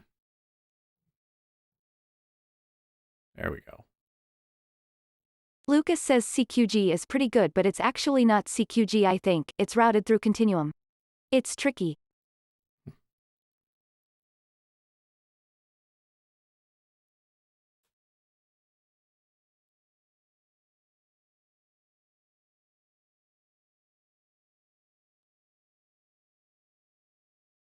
See that cell right there is, this could be devastating. Oh, buyers are holding them out and pushing through those liquidity vacuums, but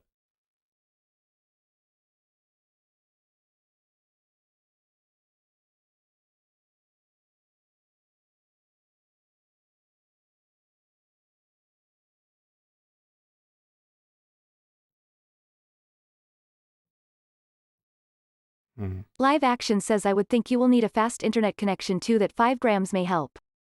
yeah.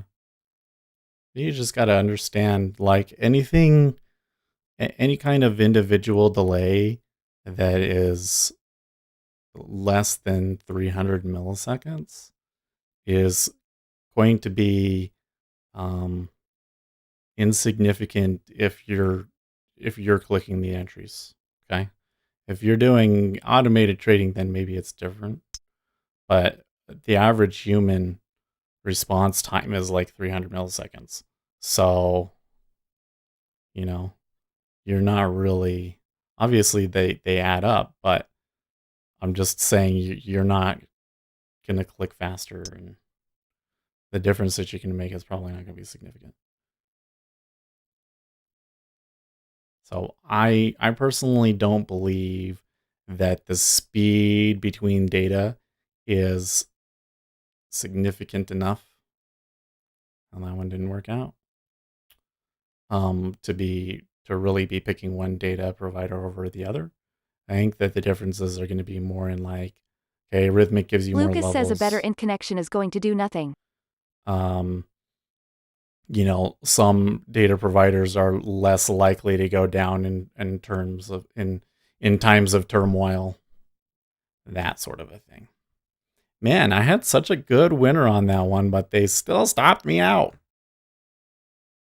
Live Action says I remember the old days I had to run a T1 line to my business to run live broadcast.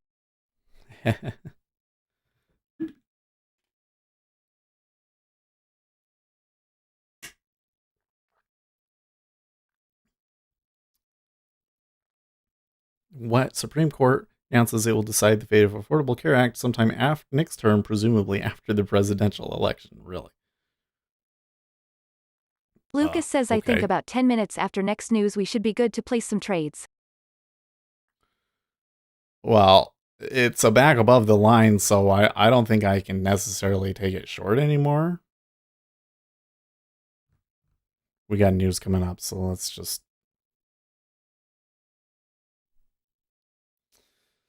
Manhattan woman diagnosed with coronavirus after traveling to Iran. Where are all these people traveling to Iran?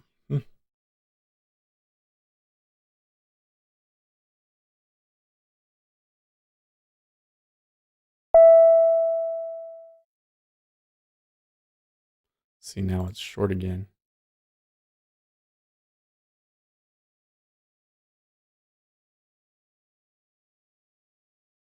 think this time around, maybe you should.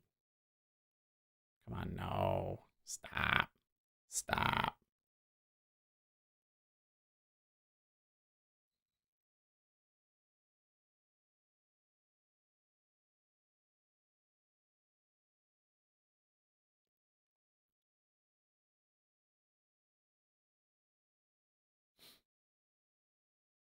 Whoa. Whoa. Whoa. I think that I should. Okay, I'm just going to let it do its thing. What was that? Okay, now that I'm seeing that, I'm definitely stopping.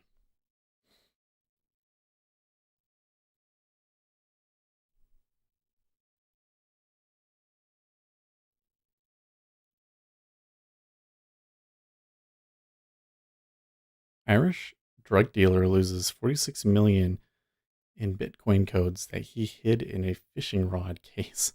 What?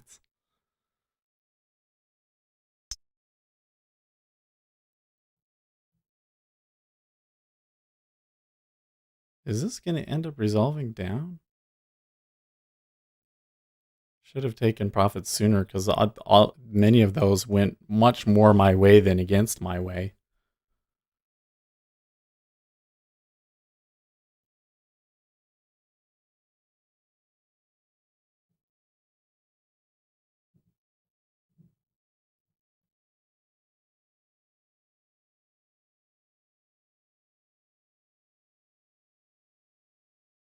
Hmm.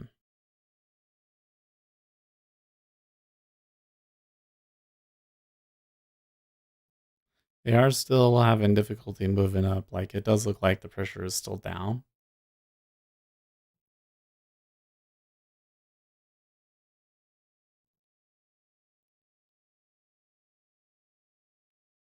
Okay, now maybe an upturn. Yeah. Wow.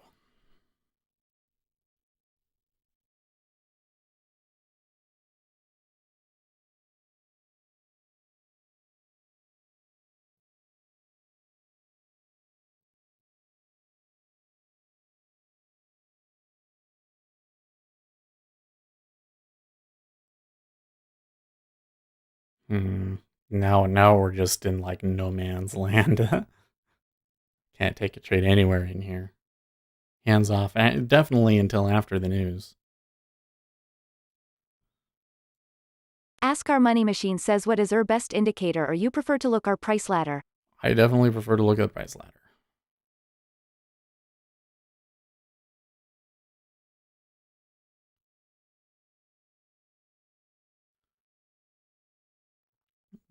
And the things that I tend to look at the most are going to be things related to volume, cumulative delta, point of control, that sort of thing.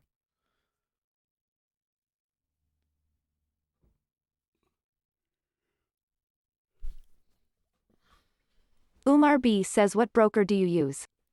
AMP. I'm using AMP.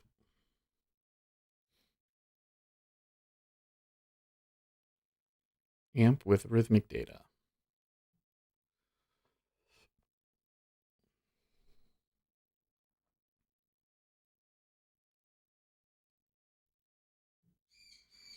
Okay.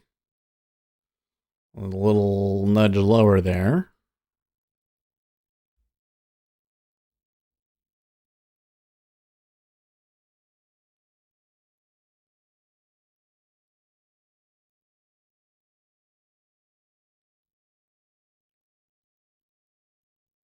Ooh. Harlequin says data soon. Let's see how the markets react to it. Yeah, here we got 15 seconds. I'm like tempted to take a short, but you know what? That short that I had could have worked out. I could have taken profits on one of those. It's unfortunate. Live Action says spillage is ridiculous hitting market. Congressional source tells me there are discussions between Chuck Grassley and the rest of the Senate Finance Committee about tax relief if coronavirus severely affects the U.S. economy. Those discussions are starting now. Edward Lawrence reporting. Okay, market manufacturing PMI final was 50.7 versus an expected 50.8. The market manufacturing was 51.8 versus previous rating of 50.6. So, not a terrible reading. I'm not getting the, I'm sorry, I'm not getting the 8 o'clock numbers yet here. ISM manufacturing PMI 50.1 versus expected 50.5.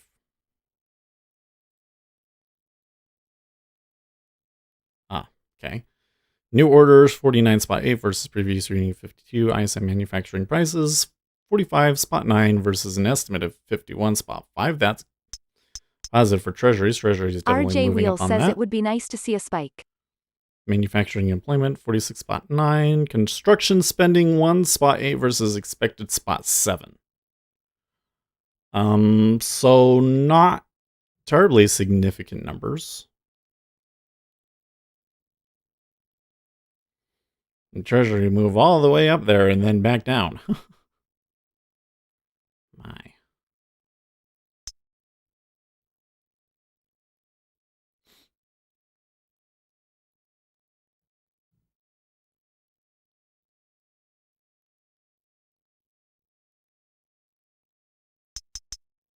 Okay, yeah, they're turning down.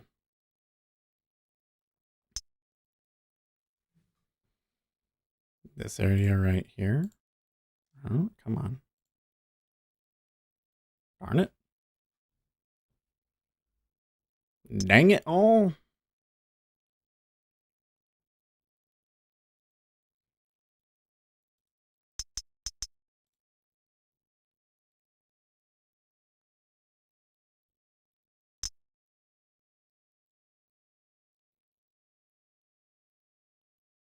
Oh, look at him come in and sweep.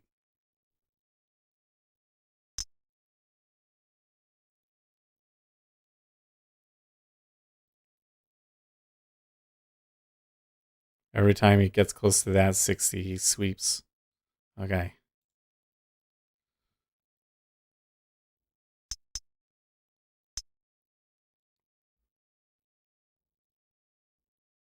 Not bad.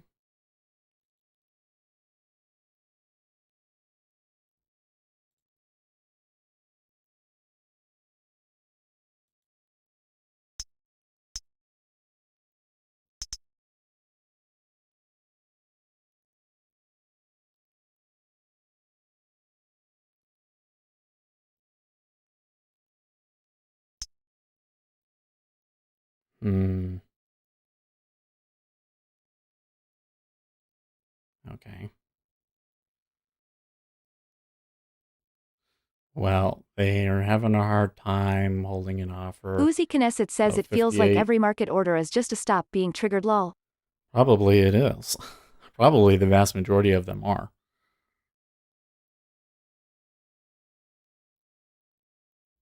There's just a lot of robots churning it, essentially.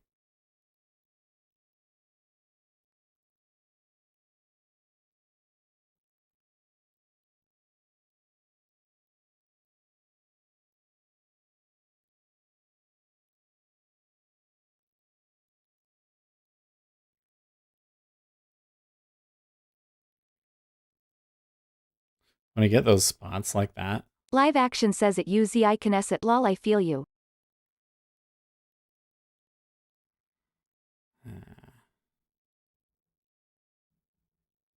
usually expect them to sweep it.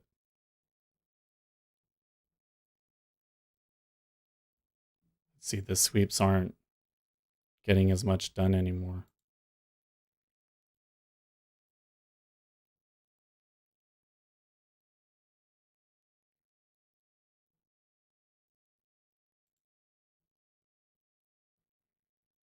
Algo Lover says Brazetta Byte bullish above 169.09 target 173.04, ZN bullish above 134.210 target 136.050, Euro Open was best entry, thumbs up. Hmm.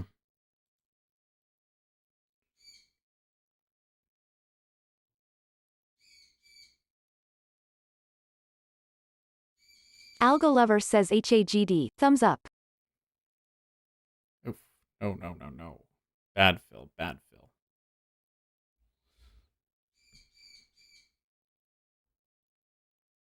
There was a chance for it to turn up for long, but it didn't. I tried to get ahead. Oh, I'm actually not doing too bad. Okay. Well, that down move is really strong.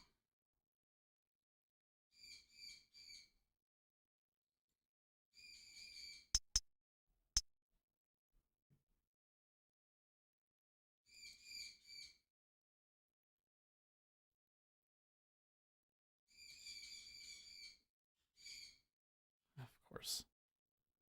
What is it like when I take it? That's when the volume starts to come in again against me. No.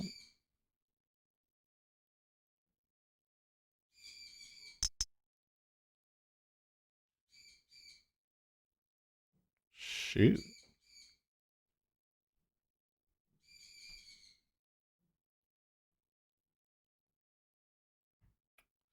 See, the buyers are making like real progress, and then a sweep will just come down, and there's like some real volatility, especially if you're watching the micro. Man.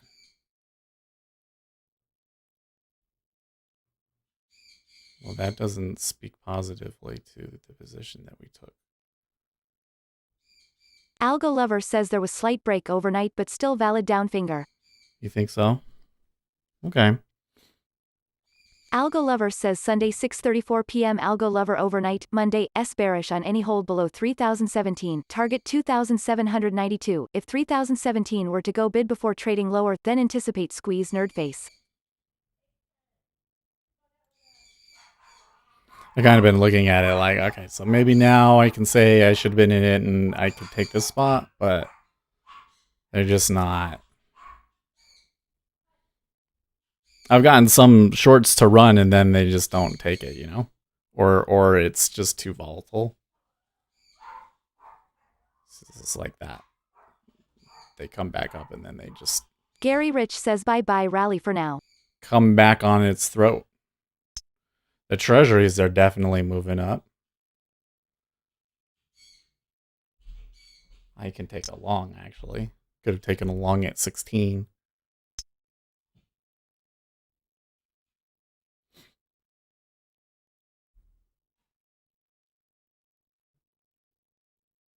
Okay.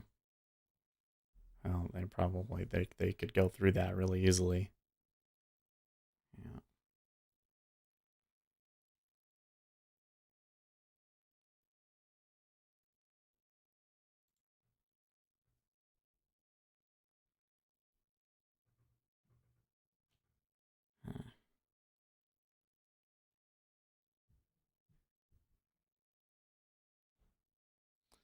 So it seems it's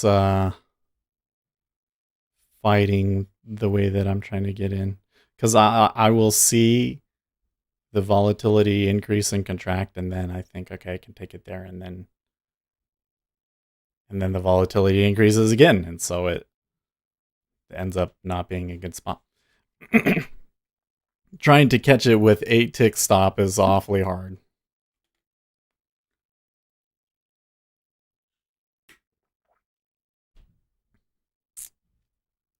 Well, that's a little bit better.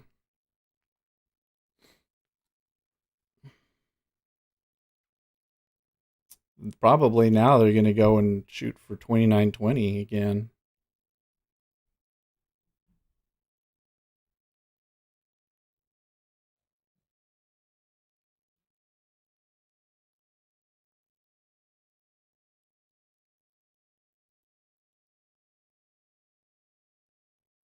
It just comes back too fast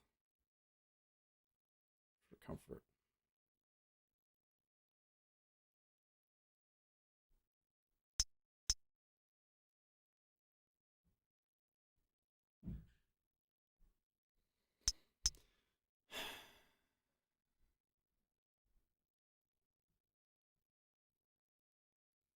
Okay.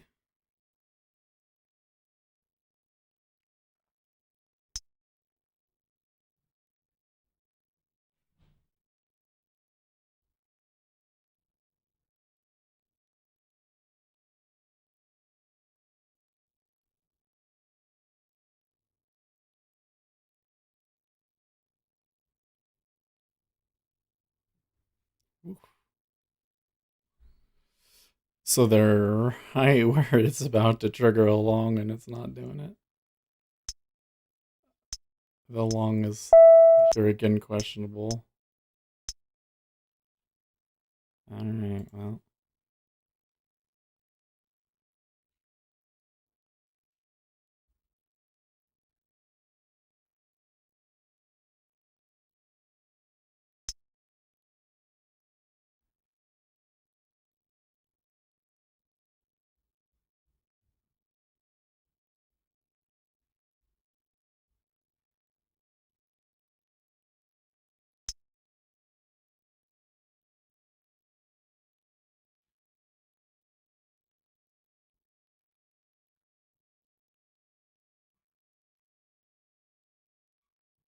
Hmm.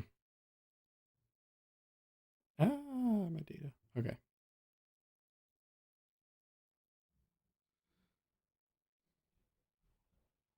On the upside, there's 2960 they're going to want to get above.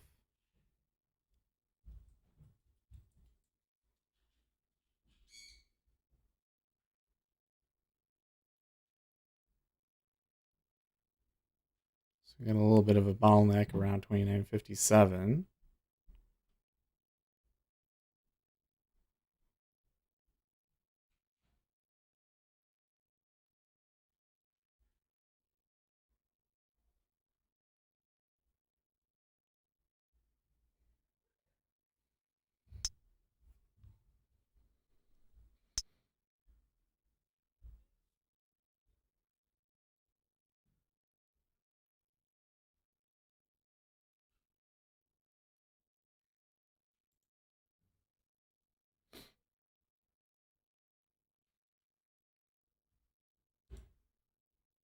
Nope, it did it.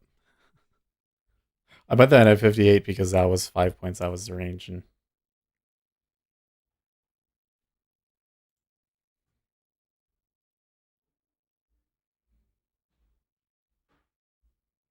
shouldn't have done that. Shouldn't have done that. I should have not have done that. I tried to cancel it, but it was too fast. Like I saw it was going, I was like, nope, I don't want to. Oh,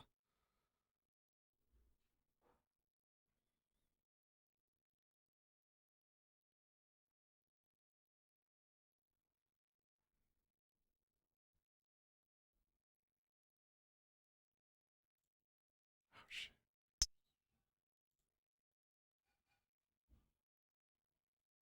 Oh, now it gives me 61.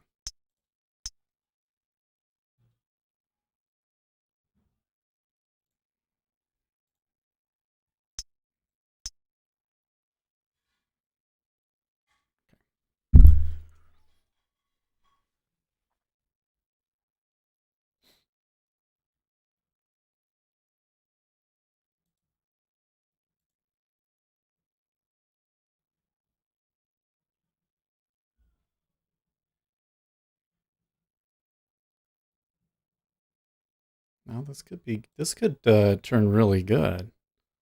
I don't know though.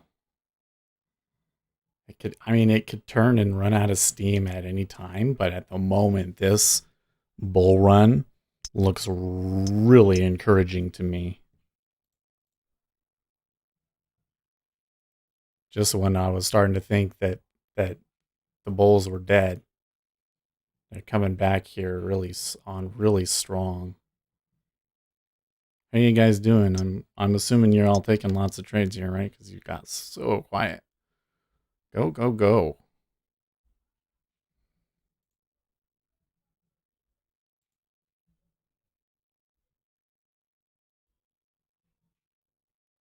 Okay.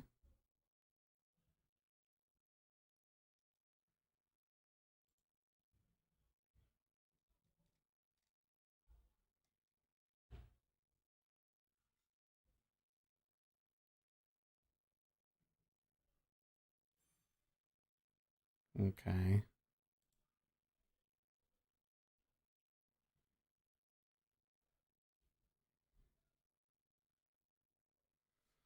Well, sellers coming in there awfully strong.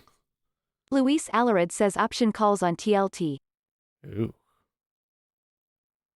Sounds dangerous, boy. Harlequin says nah flat for the day so far. Playing PS Vita right now. Put in some alerts on areas I might be interested to take a trade. Not even Sim.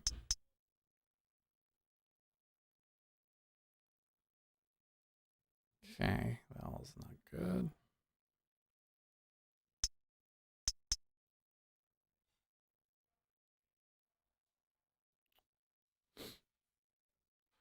Crap.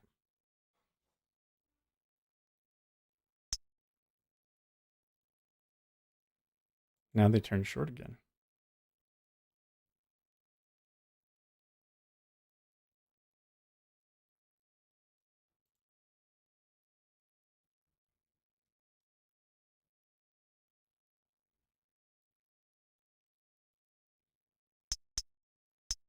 It's getting really volatile now. So many of those that I had a lot of excursion Luis on and Alarid then says fell. I'm making the trend my amigo this week.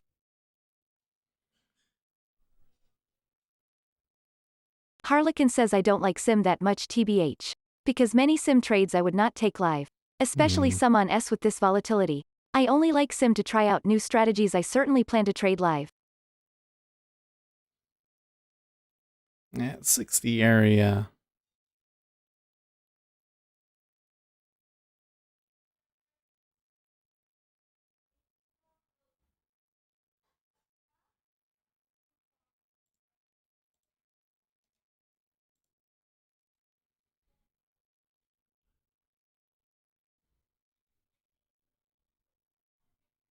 Okay.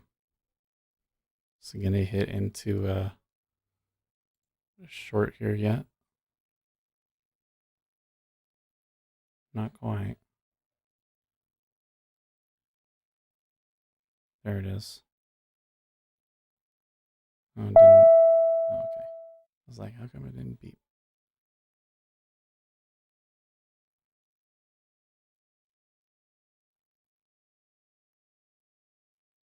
Pro Trader Academy says I hate scalping, damn it's not for my nervous system, slightly smiling face. It's not. It's not for anybody's nervous system. That's the thing. We're wired to be aversion to loss. Maybe I should be more loss averse than I am, though. Maybe I should be more loss averse than I am.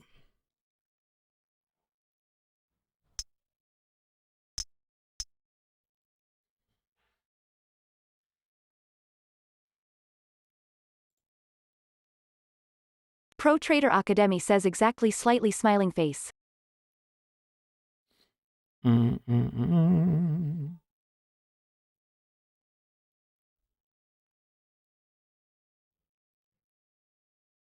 Okay.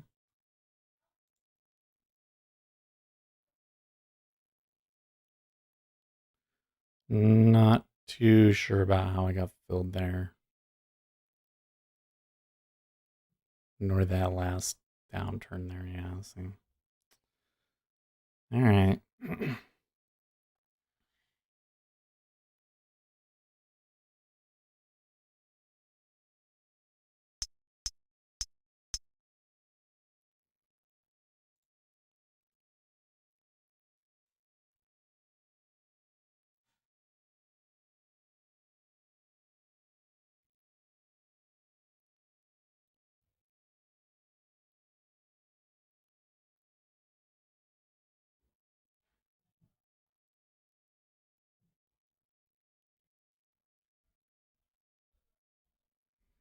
Oh, the sweeps.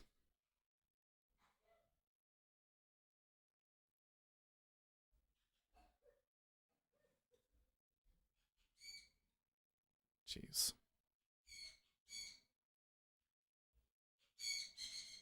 Okay, that one seemed to upset them a little bit.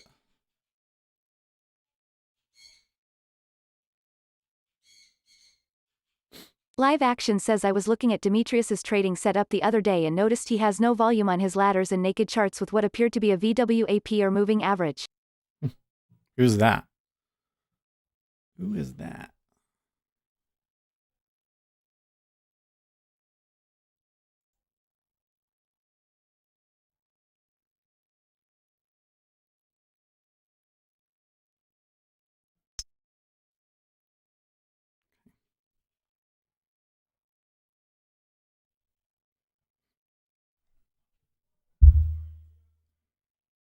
So I've been going for 5 points here. I could go for 6.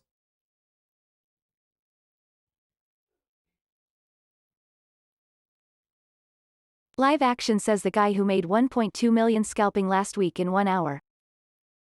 Oh, right. On the Axia guy.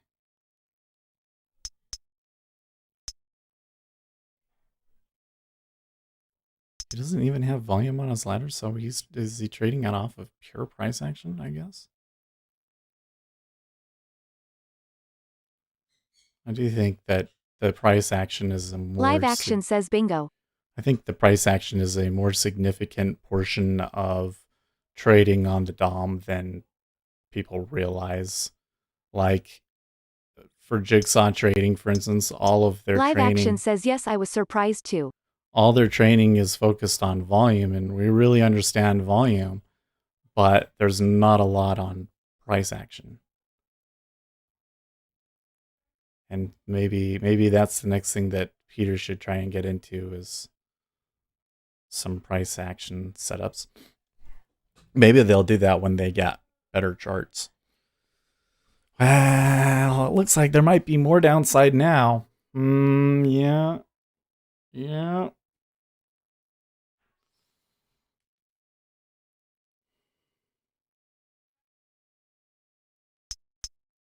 Can't believe that where I got was at 57 was where I got out. Live Action says my volume in this volatility has been off.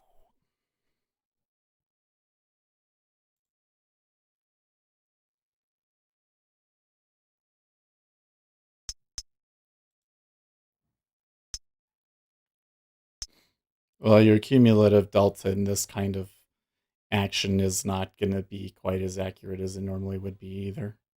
Because it's a lot harder for them to tell whether that volume are market buys or market sells.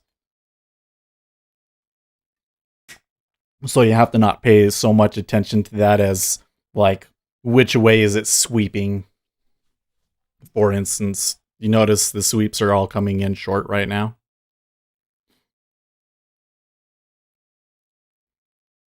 Tunisia confirms first case of coronavirus. White House plans on meeting with airline and cruise CEOs this week.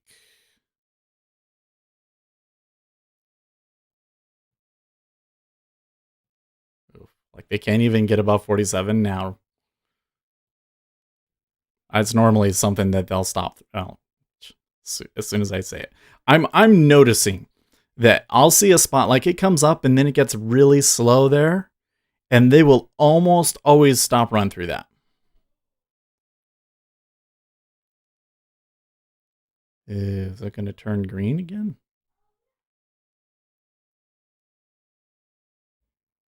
I don't know about this one.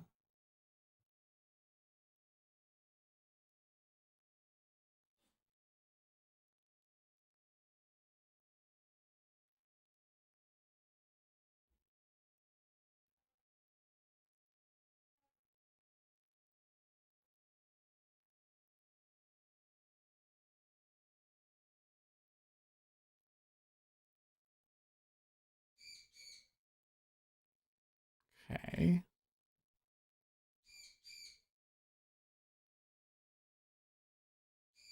When I get a wick like that, I'm not sure what to think. Huh. Okay, that I think is a short.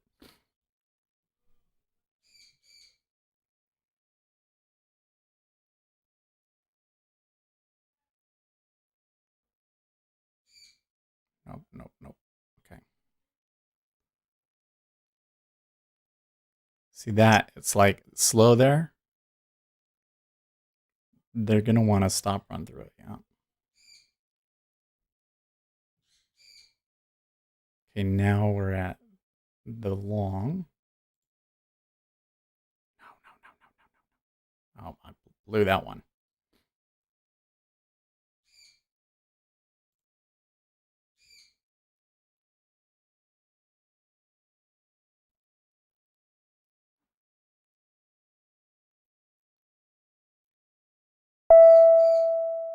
There.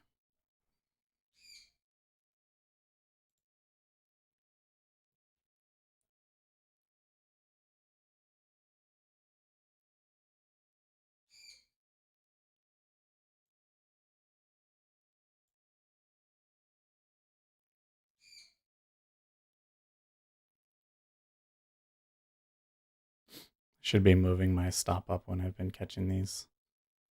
I think that would have saved me a little bit of trouble today.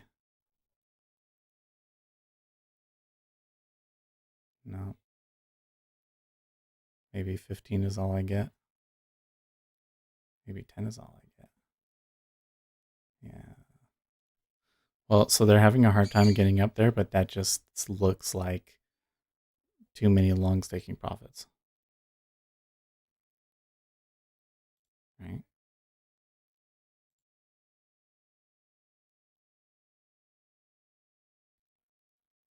Fine.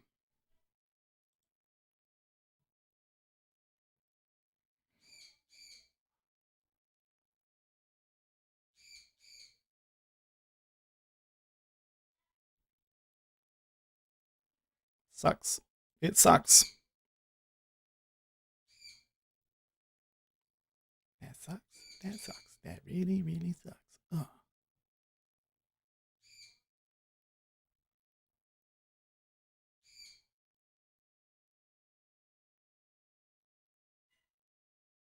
It's like, oh, so that's long. Well, okay, we can retrace it, maybe 3 points, stop them out first, and then we can continue moving up. Sure. Hey, look at that one. Are they going to beat out this 29, 68, 25? Ugh, I don't know about that one. That's... okay. Okay. Live action says I am trying everything to get a handle around these scalps in this volatility volume in 30 meters, 60 meters, intraday, 2-day, 5-day, and daily. Now I am really a mess. I bet. I honestly, I say that you either trade at sim or you just give yourself a certain amount of room, and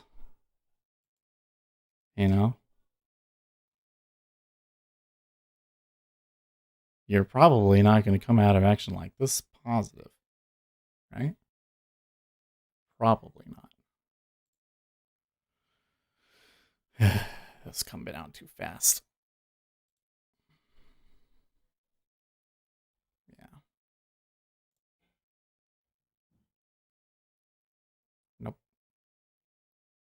Nope. Come on. Come on.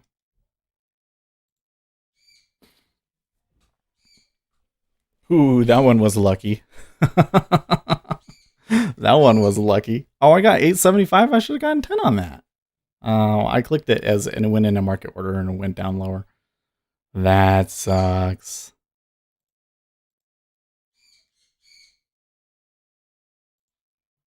What is it doesn't tell me my P&L correctly. Okay. I'm positive.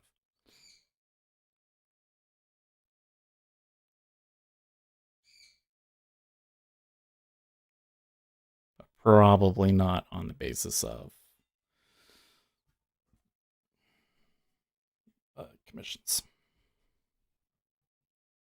Probably not.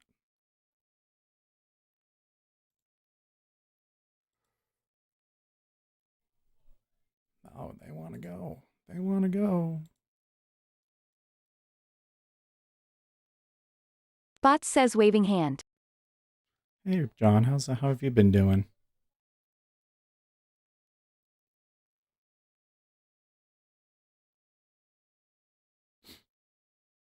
I'd say the way maybe not.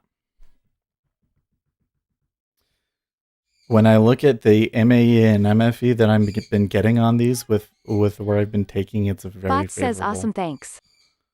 It's very favorable. Well, that might be enough for them to really turn down now.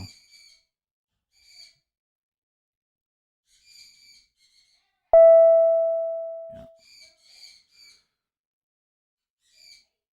See how I did that? Should we go for 7? 8?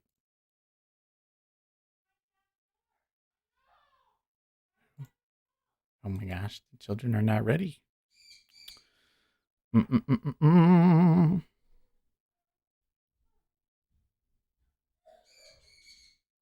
Come on, just a little bit more. There we go.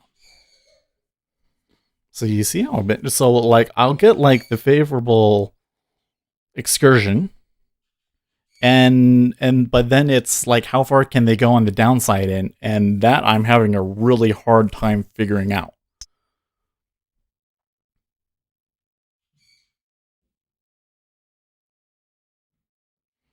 Like I can guesstimate it based on the ATR right now that they're going to go around 5 to 7. Well, that's what they did that time, but yeah. Because if I were to take like the plus 10 every time that it gave it to me, yeah, I would have been doing really well. Well, how many would that have taken me? 1, 2, 3, 4, 5, 6, 7, 8, 9, 10. So 10 times 10, that's almost $200. Really? So regardless of how much I've made over here, made about $40.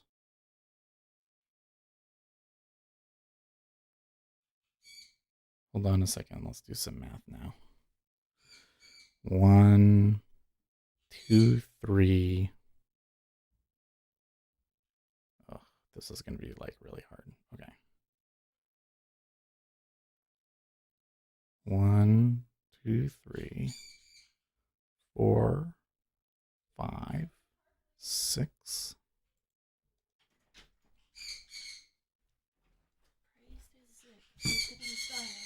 7, 8, 9, 10, 11, 12, 13, 13,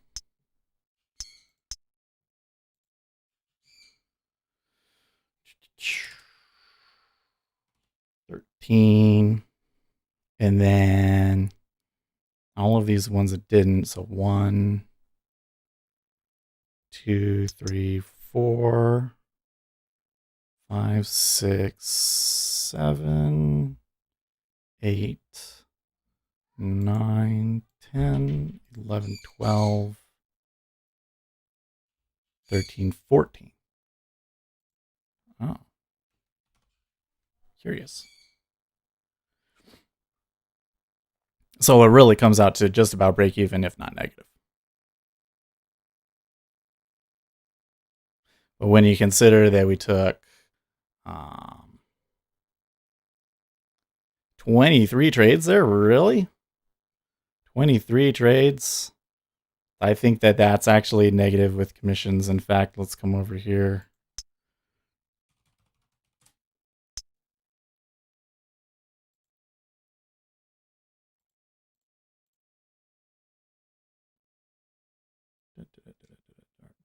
Journalytics. So when I come over here, it count factors in the commissions. Ah. That one is too soon. I would ignore that one.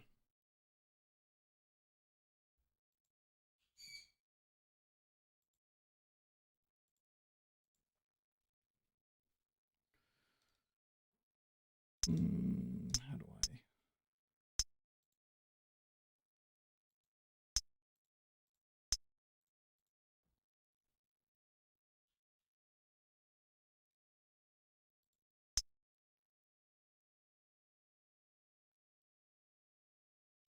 What do we got to do to? Gary Rich says, wow, Seth was a scalping maniac today. Nice. Right. Turn down the shields on this website.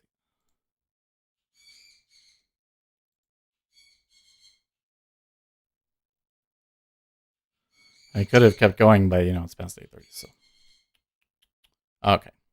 Day overview.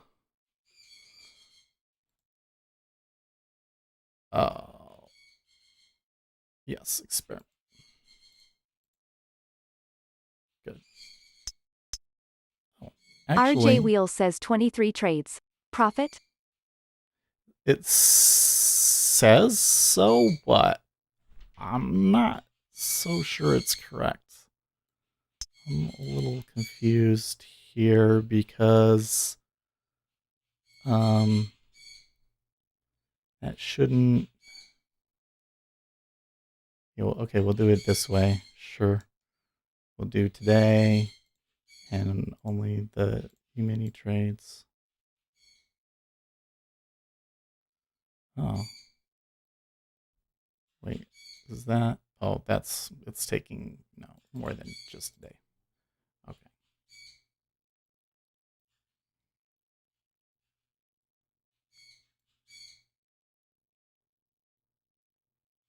Okay.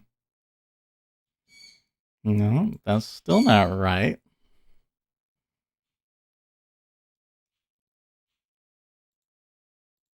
Oh, because it's still including that. Oh, okay. Yeah, it is. No, it's not including my commissions. Why is it not including the commissions? It only includes them if you put it in the series. Live Action says with these ranges chasing might be 29. okay. So it's not, it's definitely not. 29 times 1.25, 36.25 minus 26.25 is net minus Gary 10. Rich says, by the way, Seth, how's the bunny? I am concerned. Ugh. When can we see pics of the bunny? I have not seen the bunny in a while. I should check on that, actually.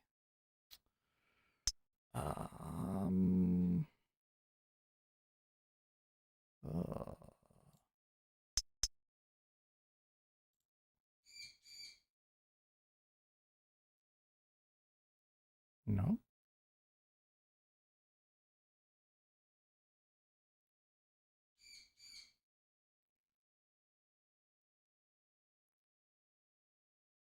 Okay. RJ Wheels says Ace would go crazy for Baby and Bunny 2 shot. Okay. Now we're profitable. You like that? You like that? I don't know how I'm doing that. Well, it has something to do with, it might be random, okay? Well, let's just keep in mind some of that might be random, but what I've been doing is I'm seeing like RJ Wheels says spot. 24 trades. Yeah, if I see a spot and it slows down there, I expect that spot to have a stop run go through it. See that? Stop run higher every time, every fucking time. But if it turns around because it gets slow, they will come back and stop run through it almost every time. So when I want to take a spot and I say, okay, here I want it long, so I'm gonna see where it goes slow. I've been waiting for it to stop run through it the right way and then reverse it. Is how I've been doing that. Or I can just see that they're about to go for the trade and I try and let that one run. But if we had adjusted where we had taken our profits, we certainly could have come out like really big time up. So there's some real question about how you can potentially take profits on this. one way to do it is to have two contracts and one of them always goes off at +8. Then we definitely would have done really well, because so many of those trades would have come out, with a little bit of favorable excursion.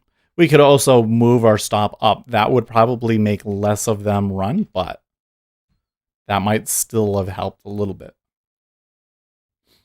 But yes, overall I took 30 trades today. 30. Oh, it says 33 closed. Oh no, wait, that's not.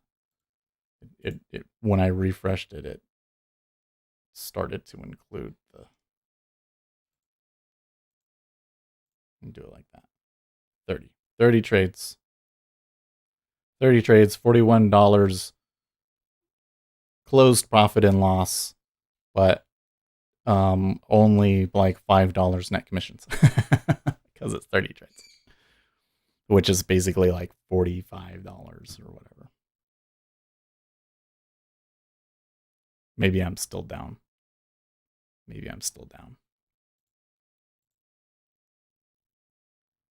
Come on.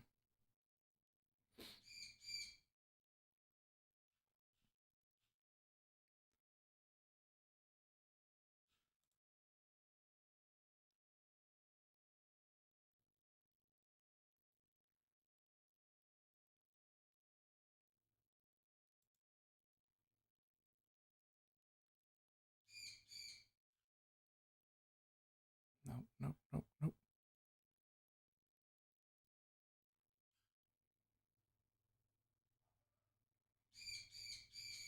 Yeah.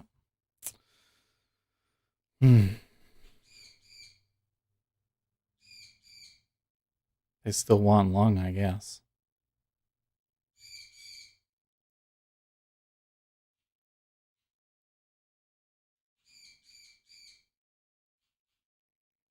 Oh, jeez.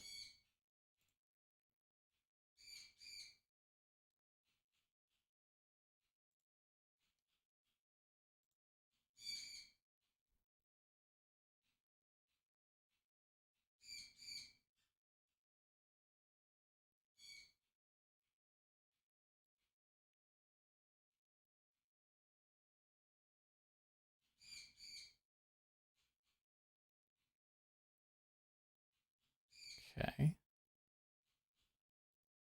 See, it's slow up there. It's slow down here too, so caution. Okay.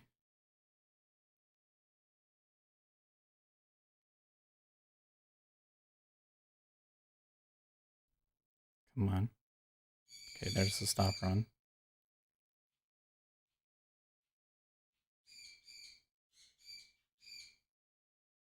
Not quite there. This one might not turn out for us. I can definitely get 8 on these.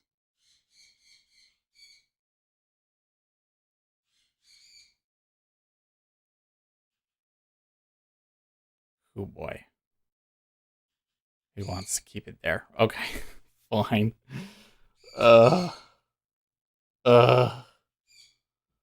That one would have done it. Well. Oh, we ran out of requests.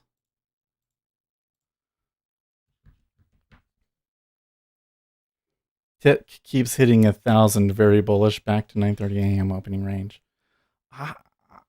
Well, it's really hard for me to interpret this action, but the fact that it seems so unclear to me suggests that it's a long.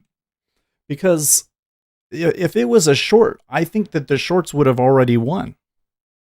So the fact that they're even like holding it so valiantly means that there is another side to this trade now. And even if it doesn't turn immediately, I think that that's bullish.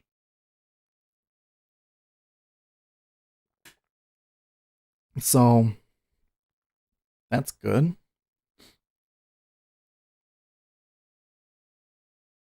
Well, I really wish that I could have worked that out a little bit better, but I think that we did okay, didn't we? for this kind of action. And I think that really improved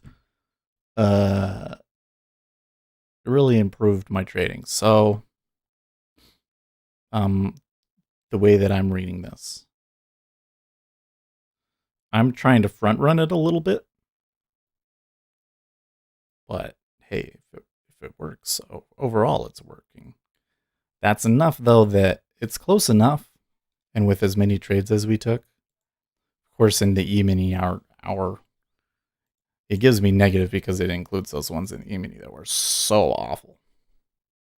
There you go, 41.25. So it's close enough after the commissions that I think that there certainly is a high degree of randomness to these results. But I would say that it's better than it was. So, next time though, I think that, we catch this string of things, for instance,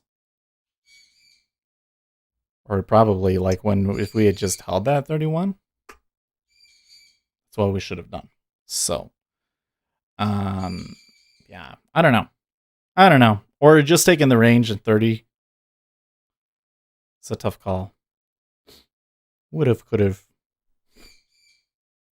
Is bullish my concern is treasury and the yen is green. Well, they're green, but the treasuries are certainly starting to turn down.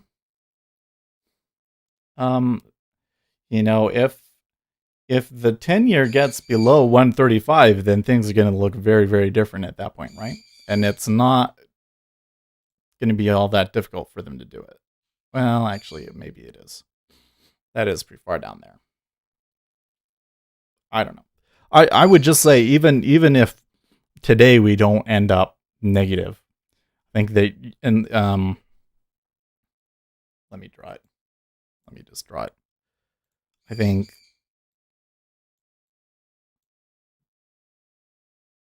where did my pen go? It's always disappearing on me. Okay. I think that you could get something like this. And this is the close. Okay, that would be negative. And if that's the case, that's still a good thing. And then you might see this, right? But another possibility is goes jidoosh. Then that would be really bad. I don't think that that's very likely, but that's kind of the one case that I'm looking at. But I think, based on what I'm seeing right now, I think that you're going to see this.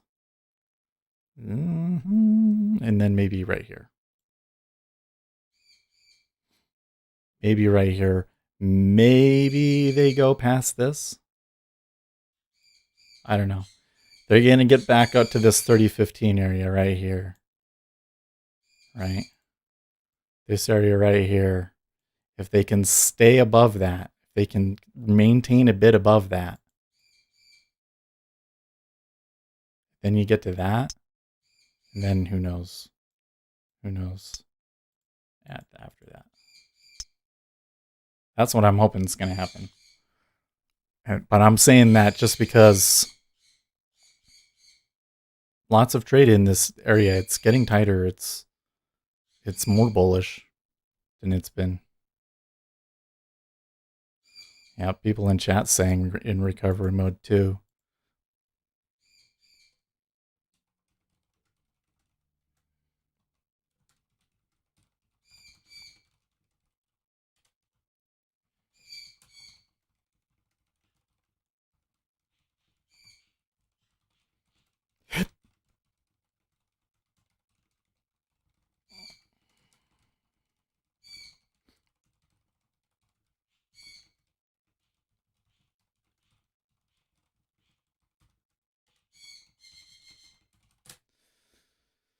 Yeah, looking back at my 1 minute chart and kind of thinking like, yeah, you could have taken like one long, like a really big long one, or like I could have taken this second long that I passed up on that really ran.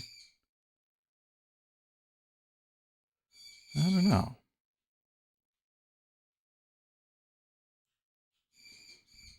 Okay.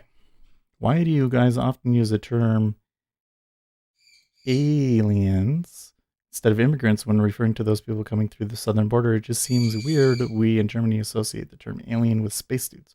Well, we do here, but the legal term is illegal alien because many are not coming through ports of entry. But I also saw the term illegal immigrants. What's the difference between an illegal immigrant and an illegal alien? Nothing.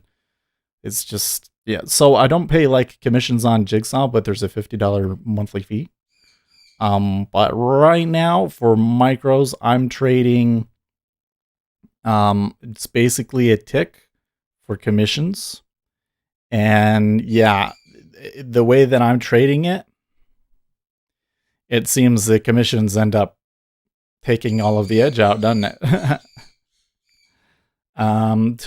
Too many losers with it, right? Like there was so many where, and I started doing it down here. You see where I started taking the 2025s, right?